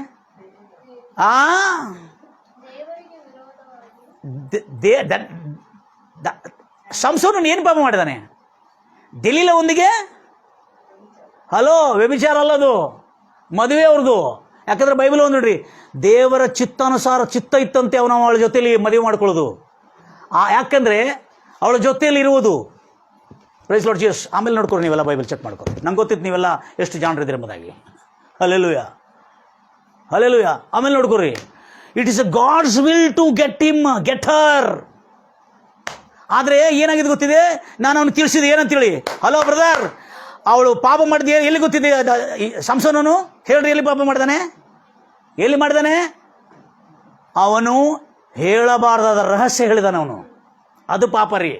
ಅವನು ಅವಳ ಜೊತೆಯಲ್ಲಿ ಇದ್ದಿದ್ದು ಪಾಪ ಅಲ್ಲ, ಹೇಳಬಾರ್ದು. ಯಾಕಂದ್ರೆ ದೇವರ ಚಿತ್ತ ಇತ್ತಂತೆ ಅಲ್ಲಿ ಹೋಗಿ ಆತನು ಅವಳ ಜೊತೆಯಲ್ಲಿ ಆತನು ಲಿವಿಂಗ್ ರಿಲೇಶನ್ಶಿಪ್, ಅವಳ ಜೊತೆಯಲ್ಲಿ ಮದುವೆ ಮಾಡ್ಕೋಬೇಕನ್ನತಕ್ಕಂಥ, ಜೀವನ ಮಾಡಬೇಕನ್ನತಕ್ಕಂಥ ಚಿತ್ತ ಯಾಕಿತ್ತಂದ್ರೆ, ಕೊನೆಗೆ ಇಸ್ರಾಯೇಲ್ ಜನರಿಗೆ ಫಿಲಿಸ್ತೀಯರಿಂದ ರಕ್ಷಣೆ ಕೊಡೋದಕ್ಕಾಗಿ ಆ ತೀರ್ಮಾನ ದೇವರದಿತ್ತಂತೆ. ಆದರೆ ಇಲ್ಲಿ ಆತನ ಮಾಡಿರುವ ತಪ್ಪೇನೆಂದರೆ, ತನ್ನ ರಹಸ್ಯ ಹೇಳಿದ. ಏನಂತ ಹೇಳಿದ? ನನ್ನ ಕೂದಲವನ್ನು ನನ್ನ ತಲೆಯ ಮೇಲೆ ಶೌರ್ಯ ಕತ್ತಿ ತಾಗಿದರೆ, ಬೋಳಿಸಿಬಿಟ್ರೆ ನನ್ನ ಶಕ್ತಿ ಹೋಗ್ತದೆ ಅಂತ ಹೇಳಿದರೆ, ಇದು ಯಾರಿಗೆ ಹೇಳಿದ್ದಿದ್ದು ಮಾತು? ಇದು ಈ ರಹಸ್ಯ ಯಾರಿಗೆ ಮೊದಲು ಹೇಳಿದ್ರು? ಅವರ ತಾಯಿ ತಂದೆಗಿತ್ತು. ಅವರ ತಾಯಿ ತಂದೆ ಯಾರಿಗೆ ಹೇಳಿದ್ರು? ಸಂಸೋನಿಗೆ ಏನು ಹೇಳಿದ್ರು? ಯಾರಿಗೆ ಹೇಳಬಾರ್ದಂತ್ರಿ? ಇವನು ಯಾರಿಗಾರ ಹೇಳ್ತಾರಂತೆ ದೇವ್ರಿಗೆ ಗೊತ್ತಿಲ್ಲ. ಆದರೆ ಒಂದು ರಹಸ್ಯ ಸಂಸೋನನ ತಾಯಿಗೆ ದೇವರು ಹೇಳಿಲ್ಲ. ಎಲ್ಲರೂ ಕೇಳ್ತೀರಿ, ಈ ಮಾತು ಹೇಳಿದ ಕೂಡಲೇ ಗಂಭೀರವಾಗಿ ಹೇಳ್ತಿರಲ್ಲ, ಈ ಮಾತು ಹೇಳಿದ ಕೂಡಲೇ ಆ ಮನುಷ್ಯ ರಿಪೆಂಟ್ ಆದ. ನಿಂಗೆ ಗೊತ್ತಿದೆ, ಕೂದಲದ ಮೇಲೆ ಶೌರ್ಯ ಕತ್ತಿ ತಾಗಿದ್ರೆ ಅವನ ಶಕ್ತಿ ಹೋಗ್ತದಂತ ದೇವರು ಹೇಳಿದ್ದಾರೆ. ಆದರೆ ತಿರುಗಿ ಕೂದಲ ಬಂದರೆ ಅವನ ಶಕ್ತಿ ಬರ್ತದನ್ನೋ ರಹಸ್ಯ ಮುಚ್ಚಿಟ್ಟಿದ್ದಾನೆ. ಎಲ್ಲೋ ಕೈ ಹೇಳ್ತಾರೆ. ಯಾಕಂದ್ರೆ ಎಲ್ಲ ಹೇಳಿದ್ರೆ ಅಭಿಷೇಕ ಹೋಗಿಬಿಟ್ಟಿದೆ. ಆದರೆ ಅಭಿಷೇಕ ಏನು ಸೂಚಿಸ, ಅದು 11ನೇ ರೋಮಾಪುರದ ಪತ್ರ. ಬೇಗನೆ ನೋಡ್ತೀವಿ, ಮನೆಗೆ ಹೋಗೋಣ, ಟೈಮ್ ಆಗೈತಿ. ನೀನಾದ್ರೆ ಸನ್ಯಾಸಿ, ನಾವೆಲ್ಲ ಕುಟುಂಬ ಇದ್ದವರು. Praise lord Jesus, hallelujah. ಗಂಭೀರವಾಗಿ ಹೇಳ್ತಿರಲ್ವಯ್ಯ. 11ನೇ ಅಧ್ಯಾಯ 29ನೇ ವಚನ ನೋಡ್ರಿ. ದೇವರು ಕೊಟ್ಟಿದ್ದನ್ನು ಯಾವತ್ತೂ ತೆಗೆದುಕೊಳ್ಳೋದಿಲ್ಲ. ಯಾಕೆ ಅಂದರೆ, ದೇವರು ತನ್ನ ಕೃಪಾವರಗಳನ್ನು ವಿಷಯದಲ್ಲಿ, ಕರೆಯುವಿಕೆ ವಿಷಯದಲ್ಲಿ ಆತನು ಕೊಟ್ಟಿದ್ದೀನಲ್ಲ, ಮತ್ತೆ ಬೇಡಪ್ಪ ನಿಂಗೆ ಕೊಡೋದಿಲ್ಲ ಅಂತಾರೆ, ಮತ್ತೆ ತಿರುಗಿ ವಾಪಸ್ ತಗೊಳ್ಳೋದಿಲ್ಲ. ಆಗಿಲ್ಲ ಇಂಗ್ಲೀಷಲ್ಲಿ. He will never revoke the gifts and callings. ಇಂಗ್ಲೀಷಲ್ಲಿ ಭಾಳ ಚೆನ್ನಾಗಿದೆ. ಹಿ ವಿಲ್ ನೆವರ್ ರಿವೋಕ್ ಅಂದರೆ ಕೊಟ್ಟಿದ್ದನ್ನು ಮತ್ತು ತಗೊಳ್ಳೋದಿಲ್ಲ ಅಂತೇಳಿ. ಅದಕ್ಕೆ ಇವನ ತಲೆ ಕೂದಲ ಬೋಳಿಸಲ್ಪಟ್ರೆ ಇವನ ಶಕ್ತಿ ಹೋಗ್ತದೆ ಅಂತ ಹೇಳಿದೆ. ಆದರೆ ಅವನ ತಲೆ ಕೂದಲ ಬೆಳೆದ್ರೆ ಶಕ್ತಿ ಬರ್ತದಂತ ಹೇಳಿಲ್ಲ. ಭಾಳ ಜನ ಹೇಳ್ತಾರೆ ಅಲ್ಲೇ ಆತ್ಮ ಬಂದಿದ್ದಂತಿಲ್ಲ ರೀ ಸಿಸ್ಟರ್. ಸಂಸನ್ನಲ್ಲಿ ಓದ್ಕೊಂಡು ನೋಡ್ರಿ, ಅಲ್ಲಿ ಬೈಬಲ್ ಹೇಳ್ತದೆ, ವಾನಿ ತಲ ವೆಂಟ್ರುಗಳು ಪೆರಗನು ಆರಂಭಿಸಿದಂತೆ. Praise lord Jesus. ನಾನು ಹೇಳಿದೆ, ಬ್ರದರ್ ನೀನು ಮರ್ತೋಗಿದಿ, ನೀನು ಒಂದು ಸಾವಿರ ತಪ್ಪಾಯ್ತು, ದೇವ್ರು ನಿನ್ನ ಕೈ ಬಿಟ್ಟ ಅಂತ ತಿಳ್ಕೊಂಡಿದಿ. ಅಭಿಷೇಕ ಅನ್ನೋದು ಹಂಗಲ್ಲ, ತಲೆ ಕೂದಲದಂತ ಹೇಳಿದೆ. ಈ ಜಗತ್ತಿನಲ್ಲಿ ಎಷ್ಟು ಸಾರಿ ತಲೆ ಕೂದಲು ತೆಗೆದ್ರು ಕೂಡ ತನಗೆ ಬಂದೇ ಬರ್ತದೆ. ಆತನು ಕೊಟ್ಟಿದ್ದನ್ನು ಯಾವತ್ತೂ ತೆಗೆದುಕೊಳ್ಳೋಣ ಸತ್ಯ ಪ್ರಪಂಚಕ್ಕೆ ತಿಳಿಸಿದ್ದಾನೆ. ಅದಕ್ಕೆ ಈ ಮಾತು ಹೇಳಿದ ಕ್ಷಣದಲ್ಲಿ ಕಣ್ಣೀರಿಟ್ಟರೆ ಆ ಸೇವಕನು. ಅಲ್ಲೇ ರೋಡ್ ಮೇಲೆ ಪ್ರೇಯರ್ ಮಾಡಿದೆ. ನೆಕ್ಸ್ಟ್ ದಿವಸ ಬಸ್ ಹತ್ತಿದ, ರಿಪೆಂಟ್ ಆದ. 1 ತಿಂಗಳಲ್ಲಿ 2 ತಿಂಗಳಲ್ಲಿ ಸಂಪೂರ್ಣವಾಗಿ ರಿಪೆಂಟ್ ಆಗಿ 3ನೇ ವರ್ಷಕ್ಕೆ ಬಂದು ನಂಗೆ ಸಿಕ್ಕಿದ. ಅವ್ರು ಎಷ್ಟು ಚೊಕ್ಕಾಗಿದೆ ಅಂದರೆ, ಏನ್ರಿ ಬ್ರದರ್ ನೀವು ಪಾಸ್ಟರ್ ನೀವು ಚೆನ್ನಾಗಿದ್ರಲ್ಲ ಅಂತ ಹೇಳಿದೆ. ಇಲ್ಲ ಪಾಸ್ಟರ್, ನೀವು ಆ ರೋಜು చెప్పినರಿ కదా. ಏನು ಹೇಳಿದೆ? ನಾನು ಮರ್ತೆ ಹೋಗಿದೆ 3 ವರ್ಷಕ್ಕೆ. ఆ రోజు మీరు చెప్పిన వాక్యము నా జీవితంలో మార్చింది. నన్ను దేవుడు చేయి విడుసలేదు. తిరిగి వెంట్రుకలు పెరిగించిన పాస్టర్, నేను ఇప్పుడు వేరే సంఘంలో సభాపాలకుగా సేవ చేస్తున్నాను చెప్పినాను. ಬೇರೆ ಒಂದು ಸಭೆಯಲ್ಲಿ ನಾನು ಸಭಾಪಾಲಕನಾಗಿ ಸೇವೆ ಮಾಡ್ತಾ ಇದ್ದೇನೆ. ನನ್ನ ಜೀವನವನ್ನು ದೇವರು ಚೇಂಜ್ ಮಾಡಿದ್ದಾರೆ. ದೇವರು ಕರುಣಾಳು ದಯಾಳು ಪ್ರೀತಿ ಸ್ವರೂಪನಾಗಿದ್ದಾನೆ. ದೇವ್ರ ಮಕ್ಕಳೇ, ನೀವು ಸಂಸೋನ್ ಗ್ರಂಥದಲ್ಲಿ ಹೋಗಿ ನೋಡ್ರಿ, ಆತನ ಮೇಲೆ ಆತ್ಮ ಬಂದಿದೆ ಅಂತಿಲ್ಲ, ಆತನ ಕೂದಲ ಬೆಳೆಯಲು ಆರಂಭಿಸಿದೆ ಅಂತ ಹೇಳಲ್ಲ. ಬೇರೆ ಎಲ್ಲಿ ಬೇಕಾದಲ್ಲಿ ನೋಡ್ರಿ, ಪರವಾಗಿಲ್ಲ, ನಿಮ್ಗೆ ಟೈಮ್ ಕೊಡ್ತೇನೆ ನಾನು, ಬೇಕಾದ್ರೆ 1 ವರ್ಷ ಕೊಡ್ತೇನೆ ಕಡಿಮೆ ಇದ್ರೆ ಇಲ್ಲ. ಯಾಕಂದರೆ ಭಾಳ ಮತ್ತಿನ್ನೊಂದು, ಅವಳನ್ನು ಮದುವೆ ಮಾಡಿಕೊಳ್ಳೋದು ದೇವರ ಚಿತ್ತ ಅಂಥೇಳಿ, ಅವಳ ಜೊತೆಯಲ್ಲಿ ಯಾರ ಜೊತೆ, ದಲೀಲ ಜೊತೆಯಲ್ಲಿ ಇರ್ತಕ್ಕಂಥ ಸಂಬಂಧ ಅದು ದೇವರ ಚಿತ್ತ ಅಂತೇಳಿ, ಅದು ಅಪಾಪ ಸಂಬಂಧ ಅಂಥೇಳಿ ಹೇಳಿಲ್ಲ ಅಲ್ಲಿ, ನಾಟ್ ಪಾಪ ಸಂಬಂಧ ಅಂತೇಳಿ, ಅದು ಚಿತ್ತ ಅಂಥೇಳಿ ಅವಳು ಆತನ ಮಾಡಿದ್ದೇನೆಂದರೆ ತಂದೆ ಮತ್ತು ತಾಯಿ ಹೇಳಿರೋ ರಹಸ್ಯವನ್ನು ಬಯಲುಗೊಳಿಸಿದ್ದಾನೆ. ಆದರೆ ನಾನು ಹೇಳ್ತಾ ಇದ್ದೇನೆ, ದೇವರು ಎಂಥವನು, ಕರುಣಾಳು ದಯಾಳು. ಏನು ಗೊತ್ತಿತ್ತು, ಈ ಹೆಣ್ಮಕ್ಕಳು ಹೇಳಿದ ಮಾತು ಯಾವತ್ತೂ ಲೀಕ್ ಆಗುವುದಿಲ್ಲ ಅಂತಿಲ್ಲ. ಅದಕ್ಕೆ ಅವಳಿಗೆ ಏನು ಹೇಳಿಲ್ಲ ಅಂದರೆ, ಕೂದಲ ಹೋದರೆ ಮಾತ್ರ ಶಕ್ತಿ ಹೋಗ್ತದೆ, ಕೂದಲ ಬಂದರೆ ಪುನಃ ಶಕ್ತಿ ಬರ್ತದೆ ಅನ್ನೋ ರಹಸ್ಯ ಮಾಡಿದೆ. ನನ್ನ ಪ್ರಿಯ ಸಹೋದರಿ ನಿಮ್ಮೆಲ್ಲರಿಗೆ ರಕ್ಷಣೆಯ ರಹಸ್ಯ ಇವತ್ತಿಗೂ ದೇವರಿಟ್ಟಿದ್ದಾನೆ, ನಿಮ್ಮನ್ನು ಕೈ ಬಿಡೋದಿಲ್ಲ. ನನ್ನ ಪ್ರಿಯ ಸಹೋದರಿ ಆ ಸೇವಕನು ಪುನಃ ಸೇವಕನಾಗಿ 2 ವರ್ಷಕ್ಕೆ ದಾಂಡೇಲಿಗೆ ಬಂದು ನನಗೆ ಭೇಟಿಯಾಗಿರುವಾಗೆಲ್ಲ, ಪಾಸ್ಟರ್ ನೀನು ಮರ್ಷಿಪೋನು, ಎಂದು ಗಂಟೆ ನನಗೆ ಕೈ ಬಿಡಲ್ಪಟ್ಟಿದೆ ಎಂಬುದಾಗಿ ಅವರು 1 ಸಾರಿ ಮಾನಸಾಂತರ ಹೊಂದಿ ಅವನು ಬಿದ್ದವನಾಗಿದ್ದರೆ ಅವನು ತಿರುಗಿ ಮಾನಸಾಂತರಕ್ಕೆ ಸೇರೋದು ಅಸಂಭವ ಎಂಬುದಾಗಿ ಹೇಳಿದ ಮಾತಿನಿಂದ ನಾನು ಭಾಳ ದುಃಖಪಟ್ಟಿದ್ದೆ ಪಾಸ್ಟರ್. ಆದರೆ ನೀವು ಹೇಳಿರುವ ವಾಕ್ಯ ನನ್ನ ಜೀವನವನ್ನು ಮಾರ್ಪಾಟು ಮಾಡಿ ತಿರುಗಿ ನಾನು ಆ ಸ್ಥಾನಕ್ಕೆ ಹೋಗಿ ತಲುಪಿದೆ. Thank you very much. ನನ್ನ ಪ್ರಿಯ ಸಹೋದರಿ ನಾನು ಹೇಳಿದ್ರೆ, ದೇವರು ಕರುಣಾಳು ದಯಾಳು ಪ್ರೀತಿ ಸ್ವರೂಪನು. ನೀನು ಪಾಪ ಮಾಡುತ್ತಿರೋದಕ್ಕಾಗಿ ಆತನ ಕೃಪಾಳು ಅಂತಲ್ಲ, ನೀನು ಪಾಪದಿಂದ ಬಂದು ಮನಸ್ಸು ತಿರ್ಕೊಂಡು ಆತ್ಮೀಕದಲ್ಲಿ ಬೆಳಿಬೇಕೆಂಬುದಾಗಿ ಆತನ ಕೃಪೆ ಅಪಾರವಾಗಿದೆ. ಕಣ್ಣನ್ನು ಮುಚ್ಚೋಣ, ಪ್ರಾರ್ಥಿಸೋಣ. ನಮ್ಮ ಪರಲೋಕದಲ್ಲಿರುವಂಥ ನಮ್ಮ ತಂದೆ, ನಿನಗೆ ಸ್ತೋತ್ರ ಕರ್ತನೆ. ಎಷ್ಟು ಆಸಕ್ತಿಯಿಂದ ಕರ್ತನೆ, ಎಷ್ಟೋ ಕುತೂಹಲದಿಂದ ಕರ್ತನೆ, ಎಷ್ಟೋ ರಹಸ್ಯಗಳನ್ನು ಕೇಳತಕ್ಕಂಥವ್ರು ಕರ್ತನೆ. ಒಂದು ಸಮುದ್ರದಲ್ಲಿರುವ ಒಂದು ಗವಿ, ಒಂದು ಕಪ್ಪೆ ಚಿಪ್ಪೆ ತನ್ನ ಬಾಯನ್ನು ತೆರೆದು ಸ್ವಾತಿಯ ಮನೆ ಹನಿಯಿಂದ ಬರ್ತಕ್ಕಂಥ ಮುತ್ತಿನ ಹನಿಗಳನ್ನು ಹೇಗೆ ಬಾಯಿ ತೆರೆದು ನುಂಗುತ್ತದೋ ಹಾಗೆ ಕರ್ತನೆ, ಇವತ್ತು ಇಲ್ಲಿ ಕೂತಿರ್ತಕ್ಕಂಥ ವಿಶ್ವಾಸಿಗಳು ನಿನ್ನ ವಾಕ್ಯದಿಂದ ಬಂದಿರತಕ್ಕಂಥ ಮುತ್ತು ರತ್ನಗಳು ತನ್ನ ಮನಸ್ಸೆಂಬ ಕರ್ತನೆ, ತನ್ನ ಮನಸ್ಸೆಂಬ ಬೊಕ್ಕಸದಲ್ಲಿ ಕರ್ತನೆ ಸಂಪೂರ್ಣವಾಗಿ ಸಂಗ್ರಹಿಸಿಕೊಂಡು ಇಟ್ಕೊಂಡಿದ್ದಕ್ಕಾಗಿ ಸ್ತೋತ್ರ ಕರ್ತನೆ. ಕೃಪೆಯಲ್ಲಿ ಶುಭವಾಗಲಿ, ಮೇಲಾಗಲಿ ಕರ್ತನೆ.